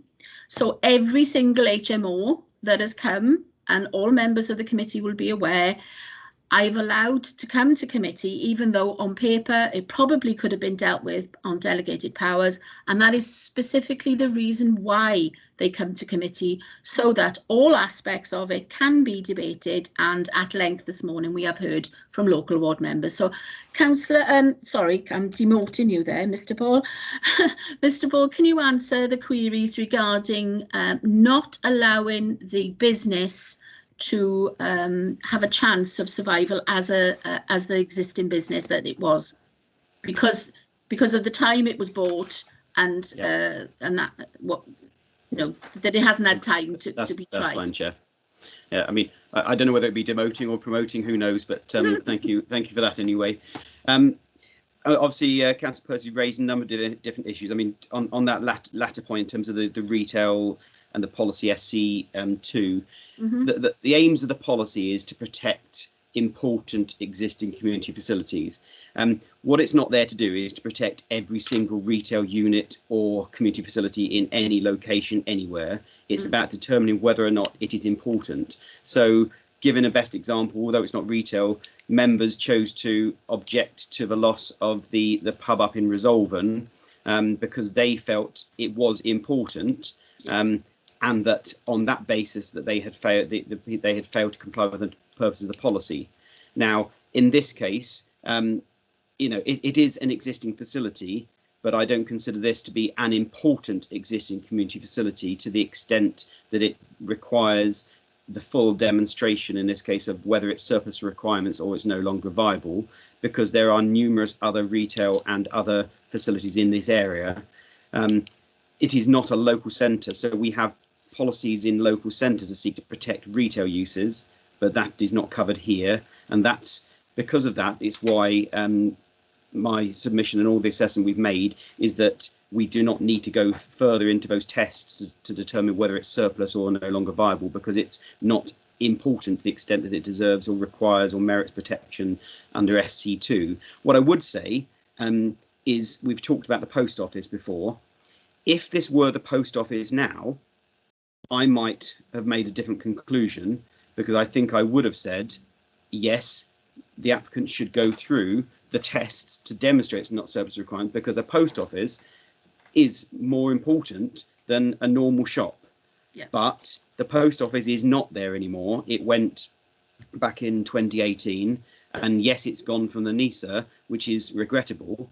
But this proposal does not result in the loss of an important facility. And on that basis, that's why we haven't required the extra evidence, and why we cannot, in my submission, object on policy SC2 grounds. I don't think that would be sustainable on an appeal.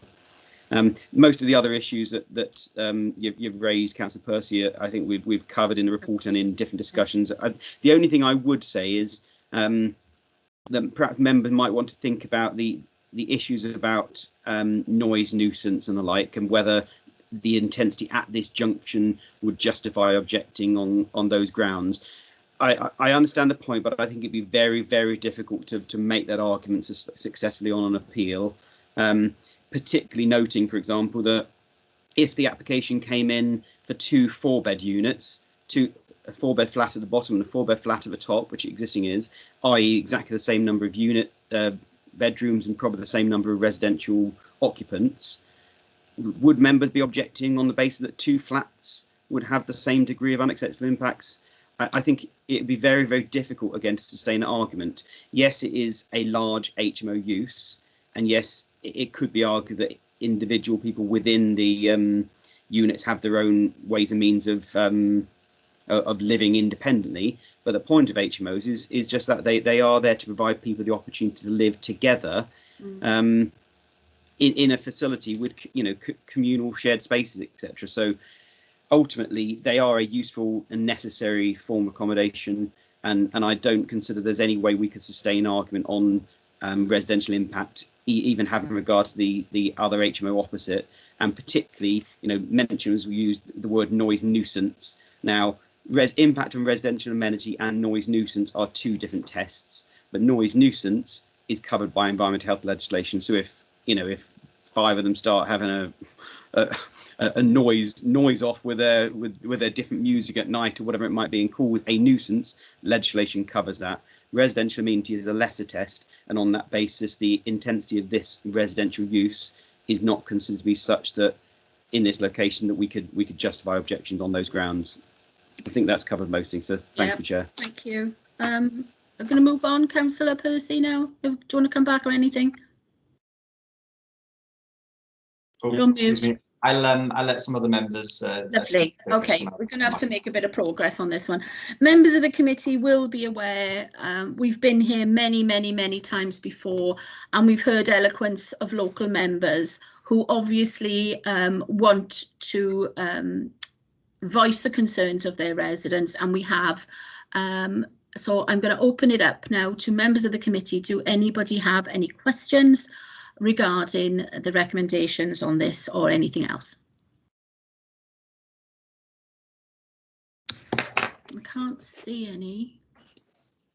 Tammy, all right, okay. I was just going to go to Tammy now, Councillor Hunt. Councillor Hunt. Yeah, thank you for that. Can I just firstly thank Mr. Ball for his very in-depth presentation and the report in front of us, and thank the local members for obviously they're very passionate, please, on some of the points they raise. They're obviously doing an excellent job for their communities and raise a lot of concerns, not all within the planning policy legislation, of course, but it's good to hear what local members have to say with regards to where they live and what they perceive may happen or may not happen.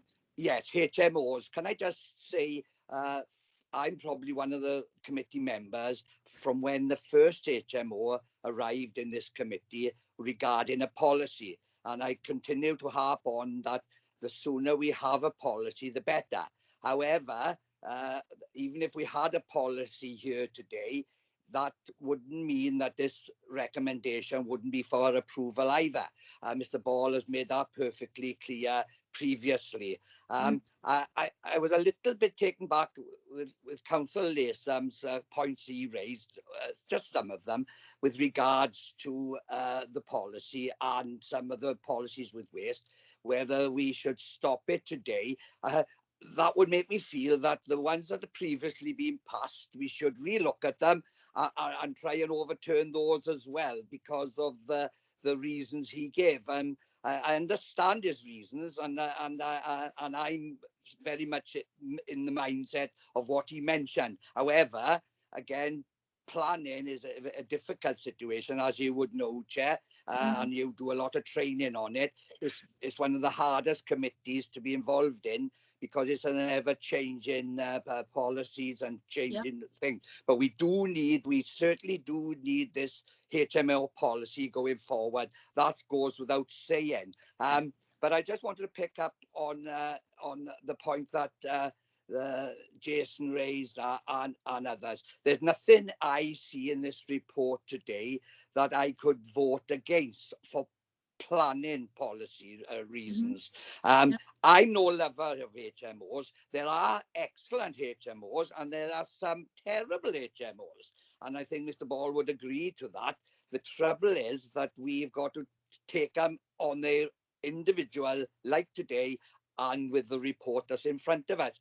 I do know that some businesses, it's a quick money-making operation, and I have no doubt that going forward, some of these larger buildings will be turned into further HMOs. I don't know what number this is, Mr. Ball, but I'm sure we've done a number of them now. But I just wanted to say that we do need to be mindful of what it may do to a community. It is important that we protect our tenants, residents and constituents going forward, and that's what the local members have said today. However, I know time is getting on and we've had a long chat, and I leave other members to make progress. To make progress. I cannot see anything that I could put forward in planning to sustain an appeal in this application here today. If there was, I probably would recommend to refuse it and bring that forward. But I can't see anything, and I'm not sure. Leave other members have a look at it as well. But thank you for your time, and thank the local members again for their passionate pleas. Thank you. Thank you, Councillor Hunt. Anybody else from the committee wishing to speak at this time? Councillor Keogh, please.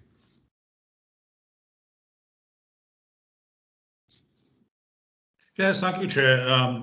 You know my feelings about HMOs. They are well documented, yes, well known. And but like Steve said, our hands are tied by planning policy. But the thing is that I think people who are listening in to this meeting need to understand is that because we haven't got a policy doesn't mean we're not doing something about it, because as you know, at this moment in time we are looking at our planning policy under the review, and hopefully in the near future we will have some better guidance than we have at this moment in time. It's frustrating, it's infuriating. I'm going to say, if you look at Victoria Road, you look at it at the photographs that are taken during the day, great. Come back there after 5 o'clock and see what Victoria Road and Hospital Road looks like. Ted makes a point about the refuse. Yes, I'm going to say, you know, there are 43 other houses on that side of the road, plus another 45 the other side of a lane. I tell you what, they all congregate at the end on Hospital Road where the bins are put out. But as Steve has already suggested, there is nothing there in planning law that we can refuse it. And that is so frustrating. Thank you, Chair. Thank you, Councillor Keogh. I can see nods. Lots of people are nodding and agreeing with you on that one. And even myself, you know, and Mr. Ball, we do want to proceed. We want to have an HMO. Until we do, and this is why we've taken up a lot of committee time on this one. I have allowed others to come as well. We've spent hours and hours talking about HMOs. We are looking at each one individually and allowing the committee, rather than the officers based on delegated powers, to make those decisions. So I think this is the fairest way that we can proceed at the moment, is allowing the committee members to make the decisions, not when councillors come to me and they say, can I call this to committee, I am agreeing as they come forward. Hopefully that will come to an end and we won't have so many HMOs before us at committee once we have the policy, because it will be set out. So anybody else wishing to make any comments? Sean Percy, Vice Chair. Thank you, Chair. Yeah, I thought I'd give other members a chance to come in before I came back. Okay. Yeah, I just wanted to pick up one or two of the points Steve mentioned, and some of the points from the debate since as well. Mm-hmm. I think in terms of, Steve, you mentioned if this application was 2 4-bedroom flats, how we might be looking at it. And I think it would be different. I think in terms of 2 of the key concerns I've got, one being the presentation of waste. You'd have a significantly fewer number of waste receptacles being placed out on that issue. And in terms of my concern on that activity around that side entrance on that quiet part of Hospital Road, I think having 2 households versus 8 households, regardless of the overall size, I think is a significant difference. And I think obviously that's why HMOs have been recognised to be distinct in planning, because they come with their own distinctive issues in around people having different routines and different lifestyles all together in the same property. So I think had it been 2 4-bedroom flats, we would be looking at it and considering it differently. I think you would be considering it differently as a planning officer, and I would be looking at it differently as a local member as well. I just thought it was worth me making that point. My principal concern here is just that the significant intensification of that access is what I think is going to have the most impact from this property. And I just wanted to make that point crystal clear. Okay. Thank you, Councillor. I do believe probably Councillor Crowley has left now. Yeah. Yeah. Okay. I always come. No, Madam Chair, I'm still here. Oh, you're still there, right? Yes. Okay, Councillor Crowley. I do come back to local members. Please be as brief as you can be. I've given ward members ample time to make their point, but I always come back for the last sentence or two. So, Councillor Crowley. Yeah, thank you, Madam Chair. Thank you for the opportunity to speak this morning. Unfortunately, I think it's fallen on deaf ears. by the way that your committee has looked at the proposal in terms of what Steve has offered as advice. Obviously, he's sticking strictly to planning law and not on the, the local concerns. More importantly for us as local members. But I think it's inevitable that we will rule the day on this particular HMO, and it's going to cause this council, and in particularly the ward members, huge problems. And I just hope that members sitting on this committee don't have a similar problem in their wards. Thanks very much, Chair. Thank you, Councillor Crowley. Councillor Latham, any last statement? Are you calling Councillor Hunt and Keogh back first? Well, I'll come back to the. You want to be the last one, do you? No, Okay. no, I not so much want to be the last one, but Dennis had his hand up. Yeah, I am aware of that, but I already said I would come back to local members. I do believe I've given a lot of time to this. Councillor Keogh and Councillor Hunt, anything specific you haven't said before? Just one specific thing, Chair, if I may. I don't think what was answered. There are 8 people living in this accommodation, and about fire regulations and the Mid and West Wales Fire Brigade, which Councillor Crowley did say. He did ask the question. Okay. But the thing is, have they been consulted? Because there's only one way in and one way out. Right. I'll go to Mr. Ball with that question, and then who else was it? Councillor Hunt. You're on mute, Councillor Hunt. Thank you, Chair. Just very briefly, honestly, it's just that when we do vote on this, I just wanted to make sure that some of the points raised by the 3 local members with the conditions and monitoring through our environmental process is very key, and that is obviously part of what will happen in this application. I just want to emphasise that before voting, so that given what Councillor Crowley and others have said, is that we are making sure that we are doing what's necessary to make sure that functions in the way that they would like it to function, irrespective of what is passed today. Thank you. Okay. I'm going to correct you just slightly. What may happen, not will happen. We have no idea what will happen, but if it does happen, we have that to fall back on, and I take your point. So, Mr. Ball, could you answer the question of why Mid and West Wales are not a consultee?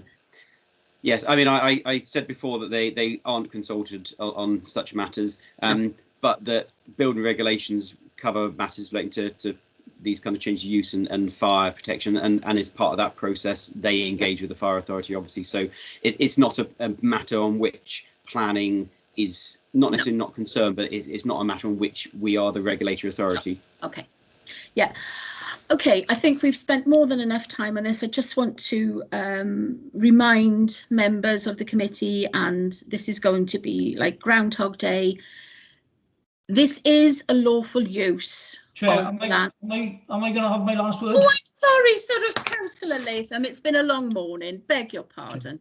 No, that's fine. I thank you for the time you've given and the comments that the committee have made. Yes, echo what Councillor Crowley and Councillor Percy have said. We have got concerns about it. I think the sooner that a policy is in place, the better it will be for everybody. At least we'll have either something to argue against or nothing to argue against, because if it's something within a policy, then it would be rubber stamped anyway. But yeah, thank you for the time you've given and for the consideration, Chair, and what will be will be. Yeah, you're very welcome. Nice to see other members who don't normally come to committee. So, as I said, it's going to be like Groundhog Day. This is a lawful use of the land as far as Welsh planning law is concerned. We've had this time and time again, and all members here understand the local members' concern. We've each in our time, well, I haven't personally had it, but we have definitely had from lots of local members their concerns about HMOs. But if, as a planning committee, we rule against it and we haven't got sound planning reasons to do so, A, it'll get done on appeal, and B, we'll be the worse off for it as a council. So unless you are prepared to stand up in an appeal and voice your planning reasons for refusing it in your own mind, I believe you should follow the officer recommendations on this. So that being said, the officer's recommendations are on page 84. Sean wanted to speak. He had his hand up. Sorry. No, Sean, I think you finished now, yeah? I did want to come back briefly, Chair, but I appreciate if you want to move I do. So quickly then. No, I just wanted to follow on from Councillor Latham really and just sort of touch on the issue with the policy. And you know, it is disappointing that, you know, members of the committee feel that some issues which I feel quite strongly about and residents feel quite strongly about, and I feel that there are material planning considerations. You know, members feel that they can't take those into account on this application. Okay. And I think what is important is that when we do form a policy, that we can feed in all of this experience from these committee meetings we've had to make sure that all of these issues can be taken into account. Right.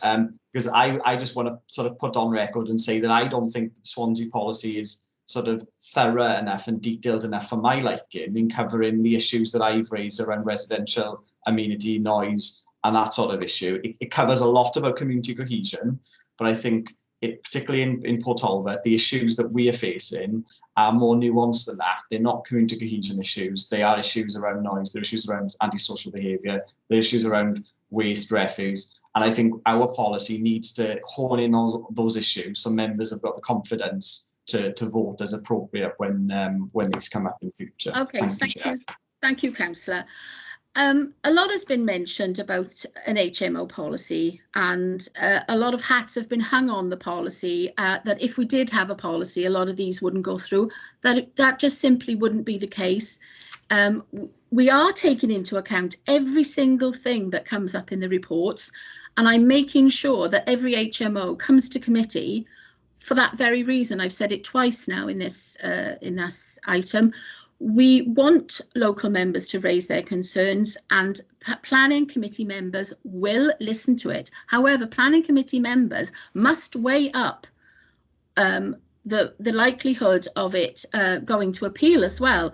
And planning inspectors have made it known time and time again that if you haven't got very strong reasons for overturning the recommendation, you should not.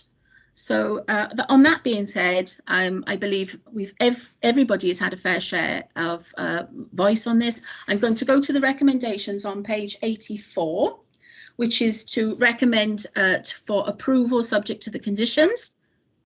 Sorry, somebody speaking? No, I'm happy to move, No, Chair. that's fine.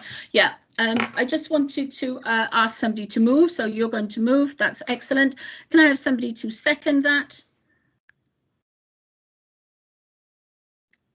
No?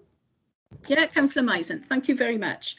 So Tammy, please would you take the members of the committee, the voting members of the committee through that, ask them which way they want to vote with the recommendations against or abstain, and also ask them at the same time if they've been present throughout and that they've heard all of the submissions.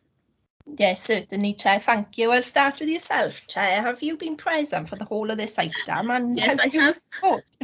I have been present for the whole of the item, and I am voting with officer recommendations to approve. Thank you, Chair. Same questions to Councillor Sean Percy, Vice Chair, please. Yeah, I've been present for the whole item. I'll be voting against the recommendation. Thank you, Councillor. Councillor Chris Jones, please. Have you been present for the whole item, and how do you wish to vote? Yes, Tammy, I've been present for the whole item and I vote for the recommendation. Thank you, Councillor Jones. Same question to Councillor Keogh, please. Yes, Tammy, I've been present for the entire meeting, and with reluctance, I will be voting for the motion.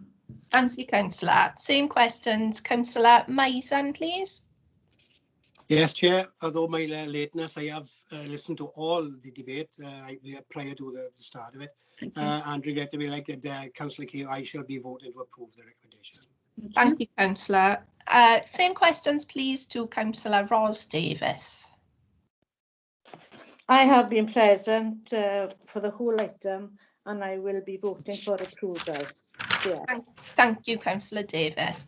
Same questions to Councillor Steve Hunt, please.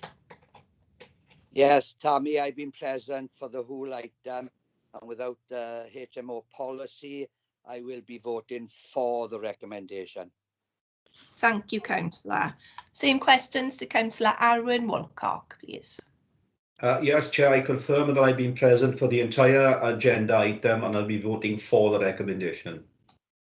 Thank you, Councillor. And Councillor Mark Prothero, please. Thank you, Tammy. Yes, I confirm I've been present for the whole presentation and I will be supporting the officer's recommendation. Thank you. And finally, Councillor Suzanne Renkers, please. Yes, I've been present for the whole of the item and I'm voting for. Thank you, Councillor. Chair, I can confirm that that recommendation has carried. Thank you. Thank you, Tammy, and thank you all members of the committee and visitors for your attention today on that item. So that's been approved. So thank you very much. Can I just come in there, Madam Chair, just to say thanks very much for accommodating me. I'm off to a hospital appointment now, so thanks very much. And you're very welcome. I'm leaving the meeting now. Thank you, Madam Chair. Thank you. Thank you. Okay. Talbot. Yeah. Chair, I'll be leaving the meeting shortly as well, and just to echo what Matthew has said, thank you for the consideration and for the time given. Thank you very much, Councillor. Thank you, Chair. Okay. You. Yes, Councillor Misen? Oh, you're just putting thumbs up. Right, okay. Right, then we'll go back to the agenda and I'm going to go to item 4 on the agenda then. Just excuse me, I'm just trying to get my I'm still on the amendment sheet. I do beg your pardon, I'm struggling with IT here. Right, okay, we've done item 6. So we're going to go now to item 4 on the agenda, which is application P2020/0992, a refurbishment of existing 69 number 2-bedroom flats. I'm not going to read the whole thing there, it's on the report for you. This is also recommended for approval. So I would like to ask Mr. Ball if you could take the members through this item, please. Yes, of course, Chair. This also has to be taken into the amendment sheet as well, has items which refer to this and the question. Indeed, there's two brief questions on there that were circulated yesterday for members, so I'm sure they would have reviewed those. Okay. You can let me know when you have the screen. Yes, I've got it. Okay, Chair. So as you said, this is an application for land north of Bevan Avenue in Sandfields East Ward for refurbishment of 69 existing flats, and together with an additional 54 number 1-bed flats with associated car parking, landscaping infrastructure, all for Titarian as an affordable housing scheme. The site itself is shown on the plan, so that you've seen the presentation, so I'll go through some of the presentation. And effectively, you've got 6 existing blocks of flats on the property, on the site, as you can see, with some additional informal car parking between the blocks and areas of landscape incidental open space between and around the blocks in question. Yeah. This is just a view showing the existing blocks, 6 blocks with just traditional construction separated, let's say, by parking and/or landscaped areas. I'll leave that one on the screen for a moment. That shows the actual proposal itself, which is to effectively not only refurbish all the existing flats on the site, particularly in terms of taking off the roofs, put a new roof construction with renewable energy, but also retrofitting with modern materials, new glazing windows, etc., to provide an additional thermal performance, effectively making sure they're much more energy efficient properties.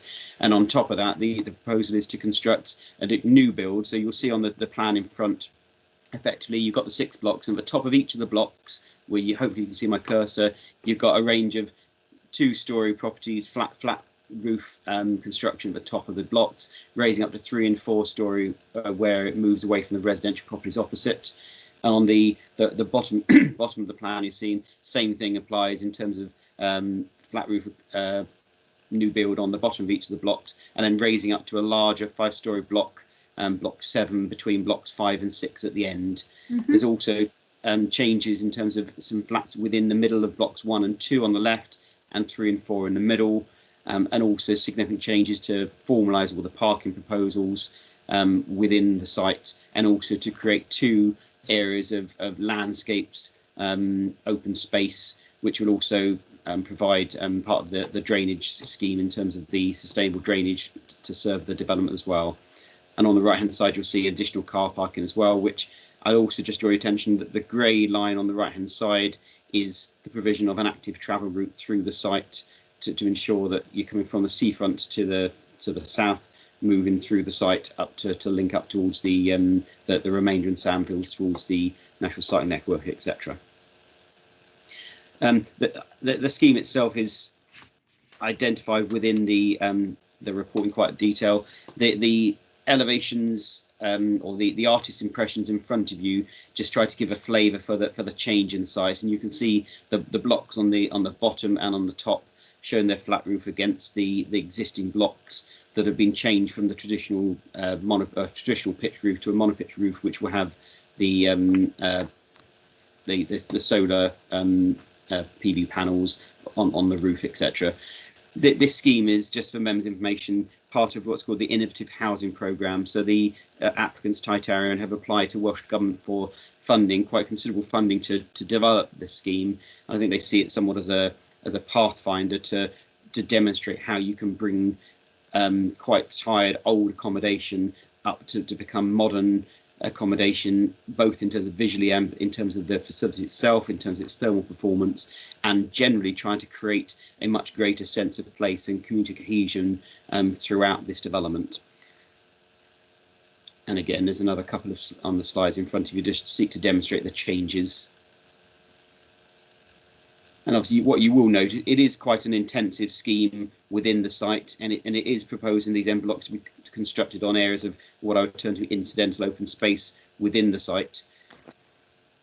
But what the report seeks to do is consider all those issues individually in terms of its impacts, but also in the round in terms of the overarching benefits that are sought to be put forward as part of this scheme. The general form of elevations, I won't go in lots of detail, but this seeks to demonstrate the changes to the scheme, I say, to bring them back up to more modern standards. All the retrofit and the existing blocks are in modern materials that significantly enhance the appearance of the properties. And then the 2-storey blocks and 3 and 4-storey in certain places on the sides are constructed with flat roof with solar panels above. So I'll skip through some of these. You can just see this shows the difference of materials that have been put forward. And again, this shows, for example, the section through, which indicates the blocks within the middle of section blocks 1 and 2 and 3 and 4. Similar there on the other block. And again, there in terms of the larger block facing onto Bevan Avenue, which looks out towards the coast. And again, that block in a different form showing the materials.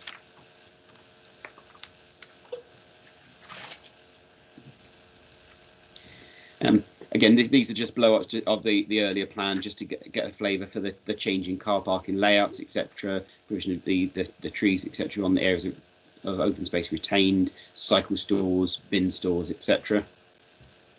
Again, this is the second floor layout, just to give an idea about the higher accommodation at different parts of the site.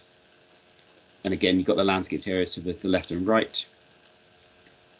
And again, this shows the same. So you've got the larger 5-storey block at the end, block 7, and then you've got both changes to formal parking layout, but also this new parking layout on the right with the active travel route I referred to earlier coming on the right-hand side.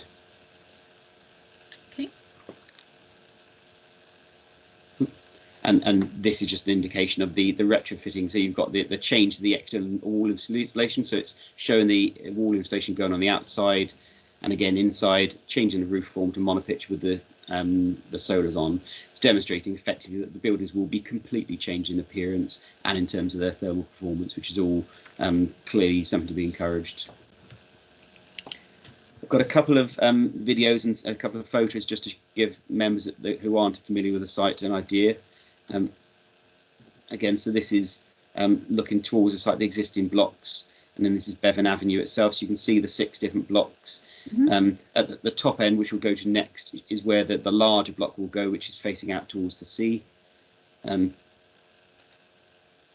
again, this is looking back across the other way, looking across. So you've got the community centre area, you've got the leisure centre, and the cinema, etc. At the end. So it demonstrates the changes on Bevan Avenue from the residential at the top end going towards non-residential, which is why you've got the larger block facing out towards the sea beyond those commercial, because of the way it can be accommodated without having adverse impacts on amenity, which I'll cover shortly. And then again, this is on the other side on Moreland Road, which looks across the Moreland Road properties and going on again to the side from where the previous video came in. So this is block 1, and then going across 1, 2, 3, 4, 6 into the distance, and then the properties on Moreland Road opposite, which have been assessed as part of the relationship. These areas here on this side, this is where the new build accommodation is going to go on the end of each of the blocks in question, along here, and again on Bevans Avenue before, which is shown on this picture here. So it shows that these are the areas of open space. This is where the new build is going to go on the end of the blocks, and then the larger 5-story block is going to go at the end, as I referred to earlier. And this bit here is where you're going to be having the additional car parking area and the active travel route come along this side. And again, just a few other pictures just to give a flavour for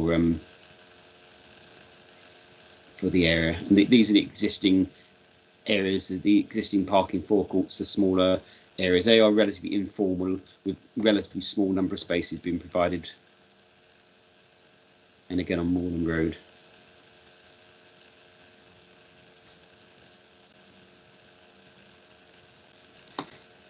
Right, so what I'll do next is I'll move on to the report in question. So this is a major development, which is why we brought it for committee, largely because it's an application we feel would be of interest both locally but also to members, because it is an important scheme as part of the innovative housing programme, and has been subject to quite a lot of discussion and negotiation with the applicants in that regard. It's also been subject to pre-application consultation, which major developments have to. And I think it's fair to say that there's been some objections raised earlier in the PAC process and during this application, but largely they're relatively small-scale impacts in terms of the impact on existing residents within the site, and some concerns about parking, etc., and access in the area, but nothing substantial, and certainly no fundamental objections to the principle of what it's seeking to achieve, which, as I say, is a wholesale change to the character and appearance of the site to create a modern area of high density of affordable housing in a sustainable location. So the report covers those issues in terms of the general policy situation. In terms of principal development, obviously this is existing settlement area, and therefore residential development is always considered to be acceptable in principle, subject to there being no unacceptable impacts. The report then, page 14 onwards, looks at density, and this is clearly a high density development. It significantly exceeds the density requirements, but as the report emphasises, we consider this to be in a manner which is acceptable. And ultimately, high density development is something that is to be encouraged in terms of maximising beneficial use of land in sustainable locations, as long as it can be done in an acceptable manner. And we're satisfied with the density under policy BE1. It's also noted that it is a 100% affordable housing scheme. The condition itself that will be placed on any consent that's forthcoming can only require the minimum of 25% of units to be affordable in perpetuity, which is what the policy requirements are. But because this is funded by Titarian with Welsh Government funding, it will be a 100% affordable housing scheme. In terms of visual amenity, which is a large part of the assessment, this is a large part of this is Planning Policy Wales and the Sustainable Wellbeing Future Generations Act seek to ensure that that new development embraces good design and creates sustainable places where people want to live and they want to work and socialise there. And it is about creation of spaces as well as the aesthetics of buildings itself and how they create the place. And what the report seeks to say is that we are having regard to discussions we've had and the way in which this scheme is developed, and noting also that Design Commission for Wales have been involved in those discussions. We consider this embraces the general principles of placemaking. It does have at its heart a determination not only to improve visual appearance and energy performance, but also create a quality and desirable place to live, which in itself has the potential to great, foster greater social interaction and community cohesion. And on that regard, the general principles of what they're seeking to achieve are very much applauded and supported by officers. The new build accommodation itself, the scale and form of that is considered to have been designed in an acceptable manner, having regard to the relationship with nearby residential properties, and as I say, the size and scale of different development, or different parts of development, have increased as they move further away from the residential elements, thus including additional units, but in an acceptable way which doesn't have any adverse impact upon the amenity of those properties. Similarly, in terms of the retrofit of the buildings, the materials of those considered to be appropriate and will have a clearly positive impact on the form of those properties. And the landscaping proposed between, as they, which are part of the sustainable drainage framework as well, all of those are considered to be beneficial to the area and indeed to the overarching aims to create this sense of place for residents. And certainly would be a significant enhancement, in my opinion, on the existing character and appearance of the properties that are here. And indeed, I believe Titarian are looking at these kind of things as a pathfinder exercise about how you can improve existing accommodation in an acceptable way, using things like the Innovative Housing Programme funding. So all of that, generally speaking, in terms of impacts on visual amenity, are strongly encouraged and strongly supported by officers. The report on page 20 does refer to bin and cycle and mobility storage, and there is a need for a bit of greater clarity through conditions which are placed upon the consent, and Titarian are happy to accept and to look into. And just on that point as well, because we're covering it, the amendment sheet has drawn attention to the local point made through Councillor Percy about the issues of drying areas and washing lines, etc., which the existing accommodation does use certain external drying areas, what I call whirligigs, between certain of the blocks.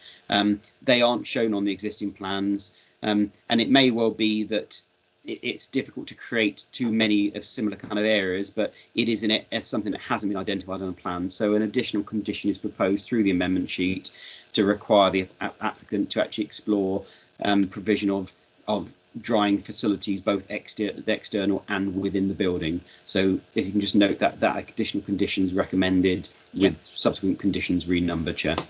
Okay. So moving on to residential amenity.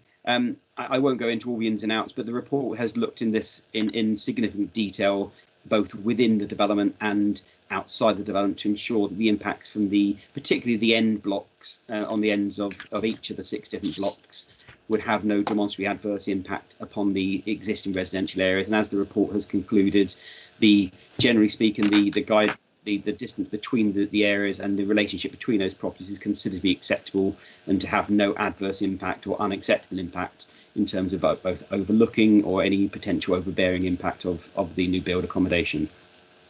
And on that basis, there is no objection on those grounds. And similarly, in terms of the issues in terms of Coronation House, which is the ones next to the active travel route as well. The other thing that the report seeks to just look at is the relationship of this proposal within the development, so that there are a few areas where existing accommodation will be affected by the introduction of new build accommodation, such as the bottom of page 24. There's an extract from a plan indicating where windows will be moved from the end of blocks to the inside elevation of blocks, and therefore will have a degree of impact upon those blocks. But ultimately, while those relationships aren't necessarily ideal, I think what it's the existing residents, or it won't be existing residents staying in there that will be affected. These will be managed by Titarian as the landlord of the overall site, and they will be dealing with those matters effectively as a management side of things. So given the overarching benefits of the scheme and its impacts, those relatively small impacts are considered to be acceptable, especially given the management of that by Titarian with any new occupants coming in. Similarly, there's some issues of concern raised about noise and disturbance from development, but what the report emphasises at page 27 is, as members will know, construction impacts are transient in nature, and we had conditions through a construction environmental management plan, which is generally quite standard on these such developments, and also other issues to do with piling method statements and hours control over hours of construction. All of those will ensure that there's no unacceptable impact on residents throughout the construction period. And as the report also says in page 72 or 27, the impact from the upgraded footpaths and cycle route, and the car parking area could have some additional impacts, but again, on their own and as part of the wider development, it's not considered to generate any noise that would be unacceptable. And the same applies for issues of lighting, which can be controlled by condition. Moving on to parking and access and highway safety generally, the report has gone into details and it emphasises that the existing parking layout is probably at best informal, or you might call it haphazard, and there's not a significant number of parking spaces to serve the existing flats. But what the proposed seek to do is to have a total of 93 car parking spaces within and around a site, as I've shown you on the plans, including additional access point to Bevan Avenue.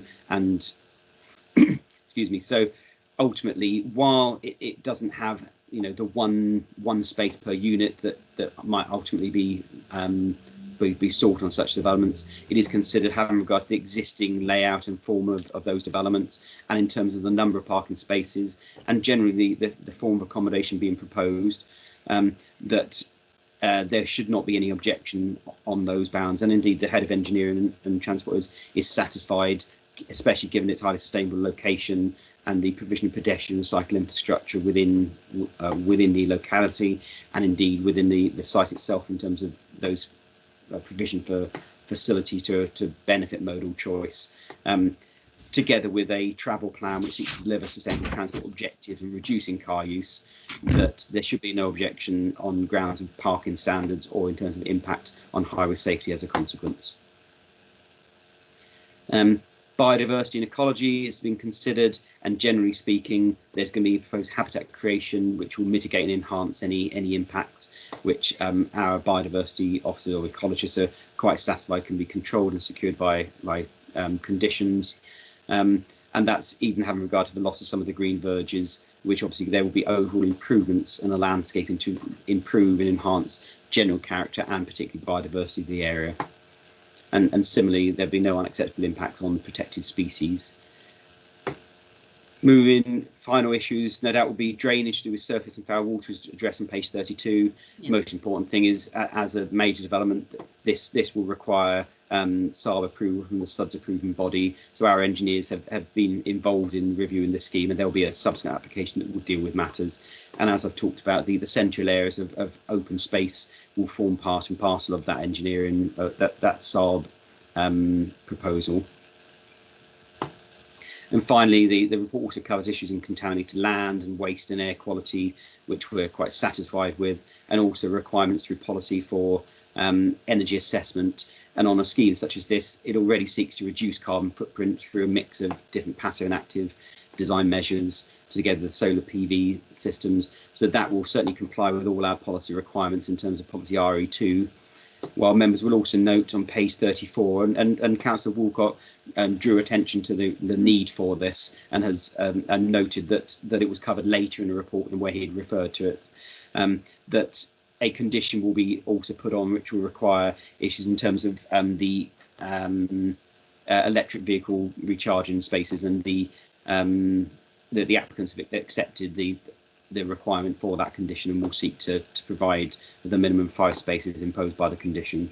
Mm-hmm. Subsequent to that, the application refers to affordable housing needs and the fact that will be covered by condition, and the fact there will be a requirement for a contribution of just a tad under £76,000 for open space within the area. That is actually going to be provided as a unilateral undertaking by the applicant, which will shortly be with us and will be provided to us at the same time as we issue consent. And subject to that financial contribution being received, we'll issue a decision, and the recommendation is to approve subject to conditions stated on page 37 onwards, Chair.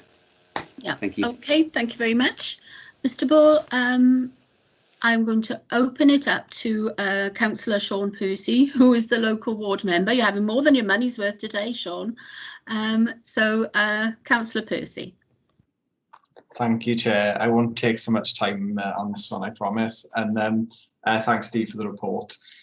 Yeah, I just want to point out, and again, thank officers for the late addition of the condition in relation to the drying areas. Yeah. And for some of the discussions we've had over the bin stores, which you mentioned the condition for that, that's still to be looked at in more detail, and also for negotiating the active travel routes of the site. Obviously, this has been a very big development, and there's been a lot of sort of discussions on this one over quite some time. Sure. I've just got a sort of note, I suppose. I was quite sceptical about this at first, mainly and well, almost solely because of the addition of 55 extra units on the site. I was a bit concerned and worried about the increase of the density and any impacts from that. But I think anyone who's familiar with the site, and you've seen the photographs today, it's well overdue an upgrade. The buildings are in really poor condition. So, on balance, the improvement to the existing buildings, the insulation, energy efficiency measures, improvements to the appearance and everything else, I think far outweighs my concerns, about the density. But I still have some reservations about that. But, I think overall this is going to be a benefit to the area. I just wanted to put that on record and note that, Chair. Thank you. Thank you, Councillor Percy. I have indications from Councillor Wilcock, and I would like to thank him for his presentation of a written question in advance. Is it regarding that, Councillor Wilcock? Yeah, thank you, Chair. Yeah, I just want I have apologised to Mr. Ball for missing on, excuse me, on condition 15. When I read the report on page 34, Chair, that there were no details of electric car points had been provided. Yeah. That set alarms. A modern build like this, a building for the future, deserves really to have the modern infrastructure in readiness for electric vehicles. So I apologise for that. That I missed no apologies. No apologies needed. You saw something in the report that you felt you wanted clarification on, and that is the system. So I'm very glad that you actually sent in your written request, written question. Sorry. Anybody else wishing to make a comment or ask a question at this time? Dennis, Councillor Keogh, please. Thank you, Chair. I agree wholeheartedly with Sean, and I think his recommendation for a drying area, I completely missed that one. So well done to him for spotting it. Yeah, I'm going to say I'm going to give something away now. I remember these flats being built. Yeah. Give the they must be old. I am, but yeah, and I had an aunt who lived in Morganic House, lived in one of the flats there, absolutely fabulous. But what an opportunity! And as Sean said, they've gone very tired looking of late, and to have them renewed and to give those tenants the opportunity to live in something which effectively will be brand new and to live by the sea. Yes. How wonderful! Thank you, Chair. Yes. We are very blessed in Sandfields that we do live by the sea, so yes, and I do agree with you that Titarian on the whole, and bearing in mind Councillor Percy's queries about density and everything, the demand is always there for this type of property, and for a social landlord to come forward with so many in one place, and also to spring clean the area and make it far more visually acceptable, I think is a wonderful thing here. Councillor Percy, did I see you wanting to come back? Yep. Yeah, only briefly, just for Councillor Keogh, just to say that the drying areas, all credit needs to go to a local resident who flagged that up with me more than anything, because I also missed it in all the times I've been poring over this one. So all credit goes to the local resident who flagged that up with me.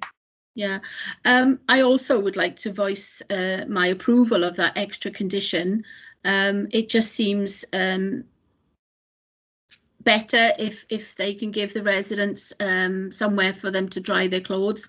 So the condition is welcomed on that one. Anybody else at the moment? I see a hand up. Councillor Misen. Yeah, I'm sorry, I can't see it right at the bottom. Councillor Misen. Yeah, thank you, Chair. Yeah, I welcome this application from Titanian, and I agree with all the comments so far that the buildings do look tired and they need a refurbishment. And I know they've got a big programme in Carmarthen, and the flats and the council, with bungalows the council, the Titanian bungalows in Carmarthen now do look far better and far nicer, and they put our board house at the shame, really. So if I wasn't already living in God's Acre, I'd be applying for a top floor flat looking out to Swansea Bay in a few years' time, but actually moving from the valley. So all right. I'm a total approval of this. We'll consider giving you a visa application there, Councillor Misen. Okay, anybody else that wishes to speak? I think I've got a hand up, but I can't see who it is. Chair, it's just me. I was just going to go back very slightly on the issue about the drying areas, and I just wanted to just take the opportunity to say that we did have quite a long debate on it, and we do have people from Titanian present who are listening to this debate. So if I can just take the opportunity through this forum to emphasise that it was debated in quite significant detail, and not only for this development but future developments. If Titanian can have regard to the fact that this is an area because of the need to reduce and reliance upon in terms of energy performance, in terms of dryers, etc. I think if Titanian can just be aware that this authority and planning committee members in particular are going to raise this issue in future. So if there are other schemes coming forward, make sure you address it, please. Yeah, and Councillor, so I've done it again, Mr. Ball. I completely agree with you. If Titanian representations are here, then they should listen to the fact that, going forward, one of the Welsh Government's main objectives is to lower carbon emissions. So wherever possible, if there's an application before us to provide extra drying areas for anything like this in the future, that would be appreciated. So I do agree with you on that one. Anybody else wishing to say anything at this time? No? Then I will draw your attention to the recommendation on page 36, which is recommended for approval and taking into account the financial open space contribution of just over nearly 76,000, and I would ask somebody to propose it. I move, Chair. Thank you, Councillor Keogh. Somebody to second? I'll second that, Chair. Who's that? Councillor Prothero. Right, thank you very much. Tammy, would you take committee members through on a question as to whether they've been here for the whole debate and which way they wish to vote? Yes, certainly, Chair. Those questions to yourself, please, first of all. I have been here for the whole debate and I will vote with officer recommendations to approve. Thank you, Councillor Percy, did you want to say something? Sorry. Chair, Rebecca's got her hand up. Oh, Rebecca, I do beg your pardon. Rebecca, did I miss something? No problem at all, Chair. Just to acknowledge, you obviously took members to the recommendation, but just to confirm that it includes obviously the amendment sheet with the additional conditions. Oh, you're so correct. Thank you very much. I know you referred to it earlier in the debate, but yeah, I did refer to it, but I should have done it straight away as well, that it is to be taken into account with the amendment sheet, which includes that condition regarding the dry-in. So thank you very much, Beck. I don't think it doesn't change my point of view. Tammy, if you could just continue. Thank you, Chair. Councillor Percy, were you present for the whole item and how do you wish to vote, please? Yes, I've been present for the whole item, Tammy, and I'll be voting for the recommendation. Thank you. Thank you. Councillor Chris Jones, please. Same questions to you. Yes, Tammy, I've been present the whole debate and I'll be voting for. Thank you. Same questions to Councillor Mason, please. Yes, I can confirm I've been present for the whole item, Tammy, and I'll be voting for approval. Thank you, Councillor. Councillor Ros Davis, please. I've been present for the whole item and I'm in favour of the recommendation. Diolch. Thank you. Councillor Steve Hunt, please. Yes, I've been here for the whole item, Tammy, and I support the recommendation. Thank you. Councillor Alwyn Woolcock, please. Yeah, thank you, Chair. I confirm that I've been present for the whole agenda item and I will be voting for the recommendation. Thank you, Councillor. Councillor Mark Prothero, please. Thanks, Tammy. Yes, confirm I've been here for the whole item and I will be voting for the recommendation. Thank you. And finally, Councillor Suzanne Renkers, please. I can confirm I've been here for the whole of the item and I'll be voting for the recommendation. Thank you, Councillor. That has been carried, Chair. Thank you very much, Tammy. Tammy, Excuse me, Chair. you've missed Councillor Keogh, Tammy. My name wasn't included. No, Apologies, Chair, on Councillor Keogh. Councillor Keogh, have you been present for the whole item and how do you wish to vote? I have been present for the entire meeting and I will be approving the recommendation. Lovely. Thank you, Chair. Yes, that recommendation is approved. Thanks to everybody for noting that. Okay, we don't want anybody missed out. There we are then. We're going to make a little bit of progress now, I hope, and move on to application P2020/1071, construction of 4 detached bungalows and 2 semi-detached dwellings, outline application with all matters reserved. Mr. Ball? This is obviously recommended for approval as well. Yes, thank you, Chair. You should have the Yes, we do. Yeah. Presentation screen.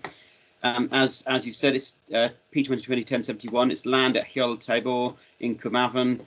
It's a proposal, an outline application with all matters reserved for construction of 4 detached bungalows and 2 semi-detached dwellings on the land in question. The land, the reporter's got an aerial photo and he's got an OS plan next to it. What you can see, you've got an area of land. So the area in blue is the land owned by the applicant, and the area of red is the application site.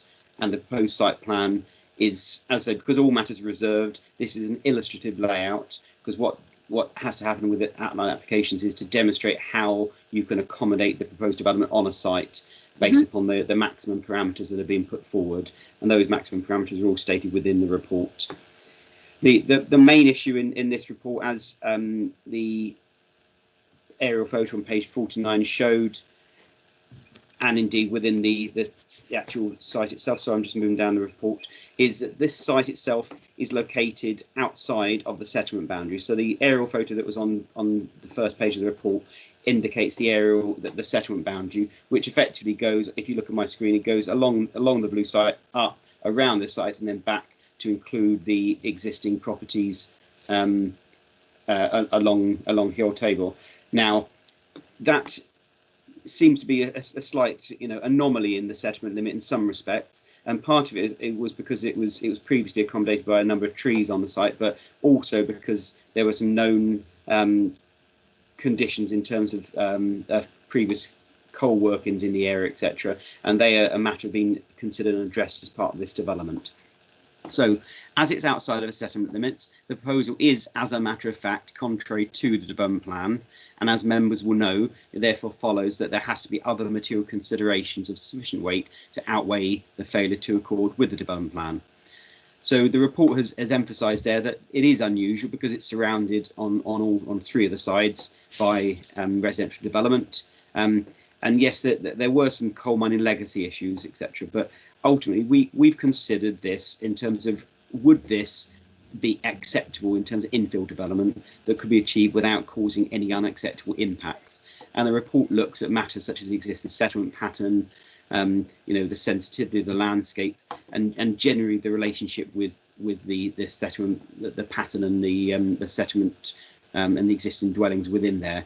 And it might be unusual, but in this particular instance, we do feel that this would indeed be acceptable as a departure from the LDP, because it is surrounded on all three sides. It would infill development, it wouldn't encroach into the open countryside, and it would also provide, much needed a small windfall housing and development in terms of assisting in meeting local housing needs. It would also be at what we consider to be an acceptable density given the area and issues to do with the need to accommodate coaling issues within the site. On that basis, despite the fact it's content development plan, we do feel this is an acceptable development as a departure from the development plan. On that basis, it is an outline, but we're also quite satisfied both in terms of the mix of bungalows and detached dwellings will be acceptable within the context of this site, which there are a variety of different scale and form of houses. It would also be dealt with through the reserve matters application to ensure that the final design and form of those properties is considered to be appropriate. And similarly, we're quite satisfied that any impact on residential amenity would be protected and addressed through any reserve matters applications. We talked about the impact on the mineral resource. This is in a mineral safeguarding area, but it's considered to be acceptable within that policy, because generally speaking, you're not going to get any coal mining happening here, and more to the point, Welsh Government are no longer supporting the principle of that in any respect. Parking issues are covered on page 56 of the report, and the main thing there are no issues of concern other than the fact that, as the presentation shows, that there's this orange area which is a 2.4 metre by 33 metre visibility splay for the occupants of plot 6. That actually cuts across, as you see on the left-hand location plan, it cuts across the land in blue and outside of the red line plan. But a gramping condition, because there's control of that area, a condition is covered that to require that to be provided and maintained in perpetuity. So subject to that condition, there's no objections in principle on highway safety grounds. Similarly, no objections from biodiversity or contaminated land. The main issue I come on again is the issue of coal mining legacy, and obviously members be aware that it's always a particular issue in this area about to make sure that any development is safe and can be accommodated in an acceptable way. And that's why there's a need within this high risk coal mining area as it is for a detailed coal mining risk assessment to be submitted in support of the application. It has been assessed in detail by the Coal Authority, who are present today, but not for this application, I hasten to add. And they have emphasised that they are satisfied that it's considered all the matters that it needs to do, subject to the undertaking of the recommendations within the report for further intrusive site investigations, which would, in general speaking, they would inform the final layout of the proposal, including issues to do with capping of the adits on the site, etc. But generally speaking, there are no objections from coal mining, subject to those intrusive work being undertaken prior to the formulation of those reserve matters and informing those areas, and which, for example, as it says at the bottom of page 57, could include no build zones around the associated zone of influences around the existing adit on the site. So subject to those conditions, there's no objection in terms of the coal mining legacy. Finally, in terms of section 106 plan obligations, this is a site that would require a contribution of 25% affordable housing, and in that regard, a suitable worded condition has been placed upon it to be addressed through reserve matter stage. My apologies, it was going to be dealt with through a condition, but it actually needs, because it will include a financial contribution, because it's 6 units, that will be controlled through the legal agreement placed upon this application, which will also cover the required contribution of just a tad over £13,000 towards open space. Other matters that have been raised within the report, or in terms of any local concerns, are addressed in page 60, particularly in terms of issues of local drainage and sewage and the like. But ultimately, there are no objections on drainage grounds. The head of engineering is quite satisfied, subject to a condition dealing with surface water drainage strategy. There'll be no issues of concern in that regard. And finally, the last point raised concern about advertising of application, but it's just emphasised for members that it has been advertised appropriately and sufficiently in forward neighbours letters, notices and press notice. So on that basis, even though it is a departure, we consider that there are material considerations which justify approval of the application, and therefore the recommendation, subject to the legal agreements heads of terms on page 61 and the conditions thereafter, is for approval. Thank you, Mr. Ball. Thank you very much. We are indeed lucky again today in that a member of the Planning Committee is also a local ward member. I would just like to ask Councillor Misen, would you like to say anything at all?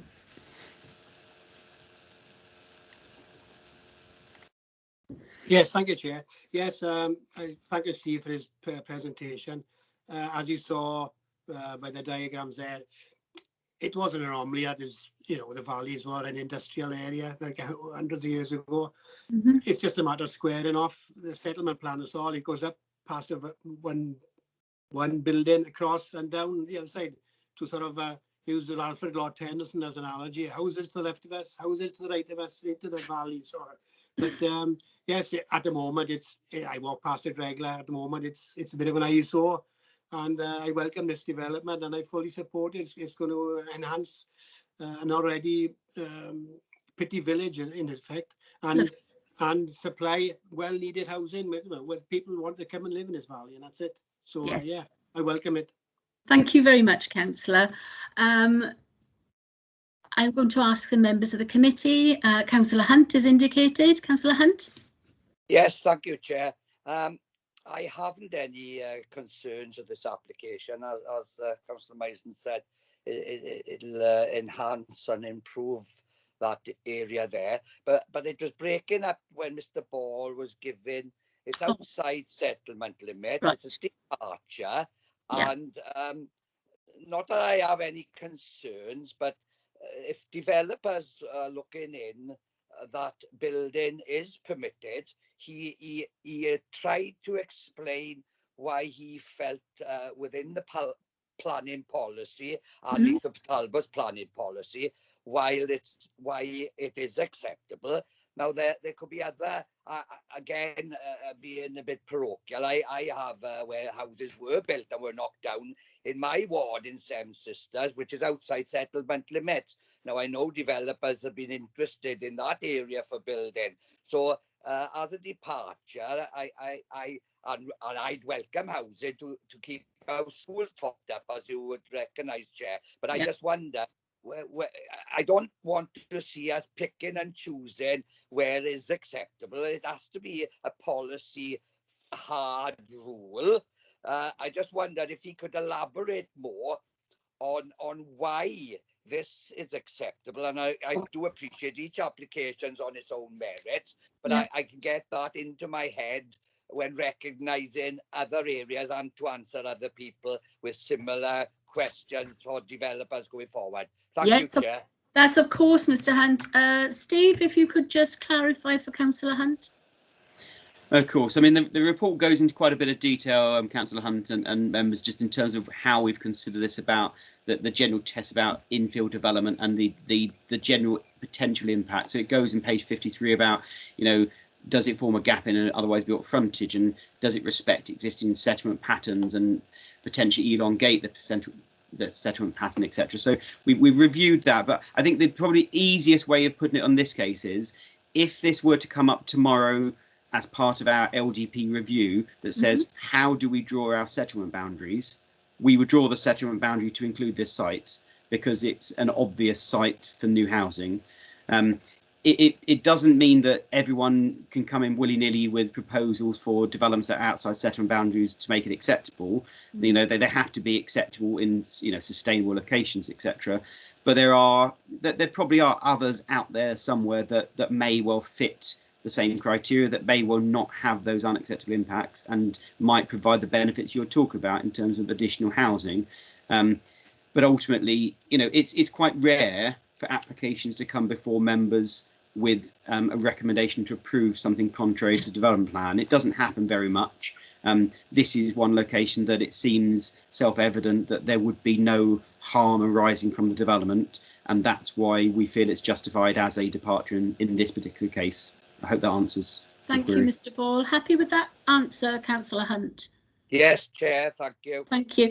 Also, I would say, if any member has areas which they feel might be earmarked in the wrong category, then when we do come to the LDP, that is something you can bring up with officers. And obviously, that is the whole point of a review, is to see, is the LDP working? Is it not? Are our criteria set in stone or not? And I'm sure that officers will hear from you, Councillor Hunt. Okay. Anybody else wishing to make a comment? No? Okay, I've got the recommendation here. Now then, I'll draw your attention. It's on page 61. It is, Councillor Wilcock, did you? Oh no, I've just touched something by mistake, sorry. The recommendation is to approve subject to the following conditions and legal agreement under section 106. And with the following heads of terms, there are 3 items there for you all to take into account that you would be agreeing to. So could I ask for somebody to propose that, please? I move. Councillor Misen as a ward member, thank you very much. Somebody to second it? I'll do that, Chair. Thank you, Councillor Keogh. Tammy, if you could take members through the 2 obligatory questions. Have they been present and which way will they vote? Certainly, Chair. To yourself first, please. Okay, I have been present and I am going to vote with the recommendation. Thank you, Chair. Same to Vice Chair, Councillor Sean Percy, please. Yeah, I've been present for the whole item and I'll be voting for the recommendation. Thank you. Councillor Chris Jones, please. Yes, thank you, Tammy. I've been present the whole item and voting for. Thank you. Councillor Dennis Keogh, please. Yes, Tammy, I have been here for the entire meeting and I shall be voting with the recommendation. Thank you. Councillor Ridian Misen. Yes, I've been here for the whole item, Tammy, and I'll be voting for. Thank you. Councillor Ros Davis, please. I've been here for the whole item and I'm voting in favour of the recommendation. Diolch. Thank you. Diolch. Councillor Steve Hunt, please. I think somebody's dog is voting for the recommendation, Tammy, but I've been here for the whole item and I'll be voting for the recommendation. Thank you, Councillor. That's great. Councillor Alwyn Wilcock, please. Yes, Chair, I confirm that I've been present for the whole agenda item and I'm voting for the recommendation. Thank you. Councillor Mark Prothero, please. Thanks, Tammy. Yes, I confirm I've been here for the whole item and I will be voting for the recommendation. Thank you. Councillor Suzanne Renkers, please. I confirm that I've been here for the whole of the item and I will be voting for the recommendation. Thank you. Can I just check that I have included everybody, all voting members in that vote? Yeah, this time. Yeah. That's great. Thank you, Chair. That recommendation was carried. Thank you very much, Tammy. And then we move along swiftly to item 7, which is coming to us as for us to make a decision as to not do something. So I'm going to take this to Mr. Ball and ask you to tell the members why this is here in front of them today. Okay, thank you, Chair. I won't share a presentation of this one because the report itself has the pictures in there and I'm sure you've been through it and I'm sure everyone's aware of exactly what this relates to. But very, very briefly, you know, obviously we've had the significant flooding events at and around Goshen Park and Skewen. The main consequential impact of that mine shaft blowout was the fact that residents in Goshen Park effectively couldn't get into their properties, and therefore the Coal Authority has been working with officers from the council and the like to seek to accommodate an ability to access those properties. So the report shows in photographic form on page 88 and the top of page 89 that the Coal Authority has actually already undertaken those works to create this temporary access from the head of Goshen Park through to Drummer Road. This is not something that would normally be acceptable. It clearly isn't something that would be acceptable to be retained in a permanent position, both visually in terms of impact on amenity of properties and highway safety, but it's considered to be the best and indeed only solution as a temporary measure to achieve access to those properties. So what the report is effectively to say is, you know, these works clearly would have required plan permission. They don't have plan permission. but we as an authority are supportive of these works because of the need for them to achieve the access for those residents while they have no other access afforded. And so we felt it was appropriate to bring it forward into public domain to show what has happened and to get a formal resolution from members that they agree that we it clearly would not be expedient to pursue any action about those works, which technically are unauthorised, but provided that the Coal Authority, who, as I say, are present today, if you had any issues of concern or questions you wish to raise, would reinstate that land to its formal condition once the original access is available for pedestrian vehicle traffic. So that's the resolution that we're seeking from members today, Chair. Yeah, thank you, Mr. Ball. The head of planning, Kerry Morris, did actually say that the Coal Authority representative had volunteered to come here today if required. I didn't anticipate much questioning about this, but she is here today, so I thank her very much, Zoe Rose Higgins. So I will open it up to the committee now if you have any statements or questions that you wish to ask. I can't. Yeah, let's just a second. Let's just see. Councillor Hunt, did you have a question? Yeah, just very briefly. Thank you. Not to have wasted her time for here today. You know, it's commendable the work that all those associated with the flooding, the council, emergency services and the Coal Authority have done. Should be put on record from this planning committee that we wholly support their efforts in resolving all the issues there. And I just wanted to ask, while she's here, have she a time frame or scale when the roads, as Mr. Ball indicated, might go back to their original conditions in the future? And I only ask it because I do have family living in Skewen.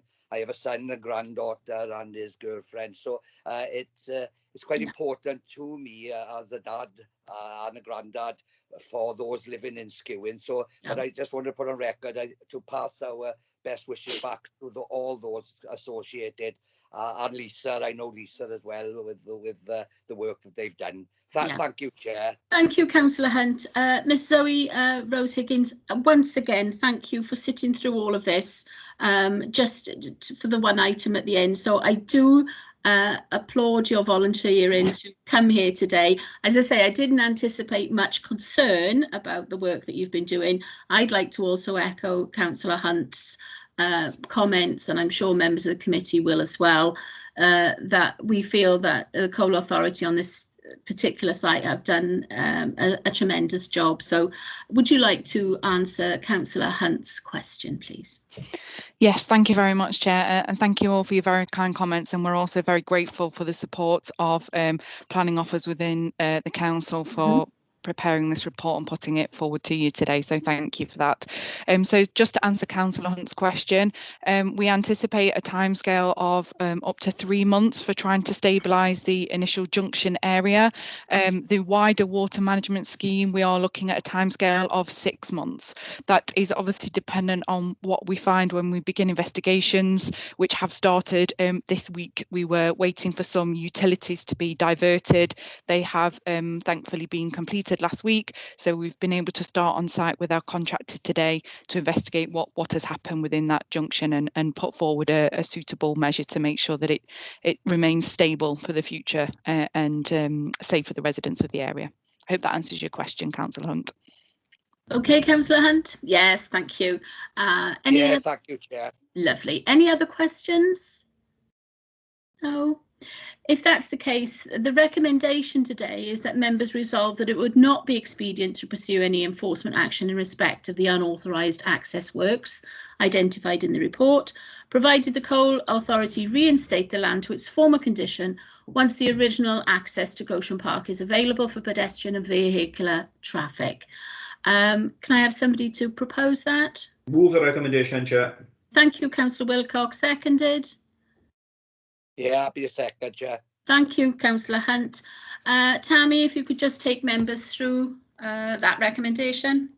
Yes, certainly. Chair, have you been present for the whole item and how do you wish to vote, please? I have been present for the whole item and I will vote with the recommendation. Thank you, Chair. Same questions to Councillor Sean Percy, Vice Chair, please.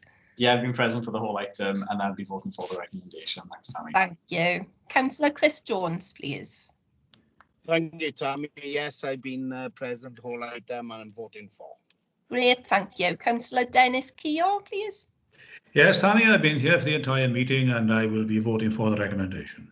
Thank you. Councillor Rydian Mason. Yes, I can confirm I've been present for the whole item, Tammy, and I'll be voting for the recommendation. Thank you. Councillor Rosalind Davis, please. I've been here for the whole item and I'm voting in favour of the recommendation. Diolch yn fawr. Diolch. Councillor Steve Hunt, please.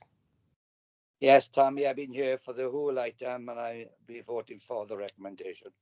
Thank you. Councillor Arwyn Woolcock.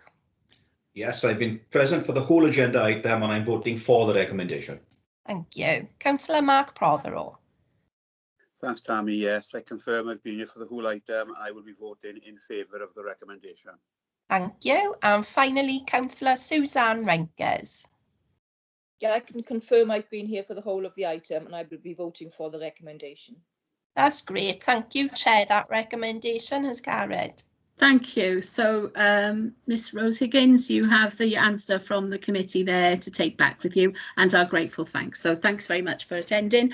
Members, I know it's been a marathon this morning. A lot of it is my fault in that I give a lot of time to the HMO item, but we've all been there before, and until we get that issue sorted, I think it's only right and proper that when members come to me and ask if it can come to committee, I accede to their requests.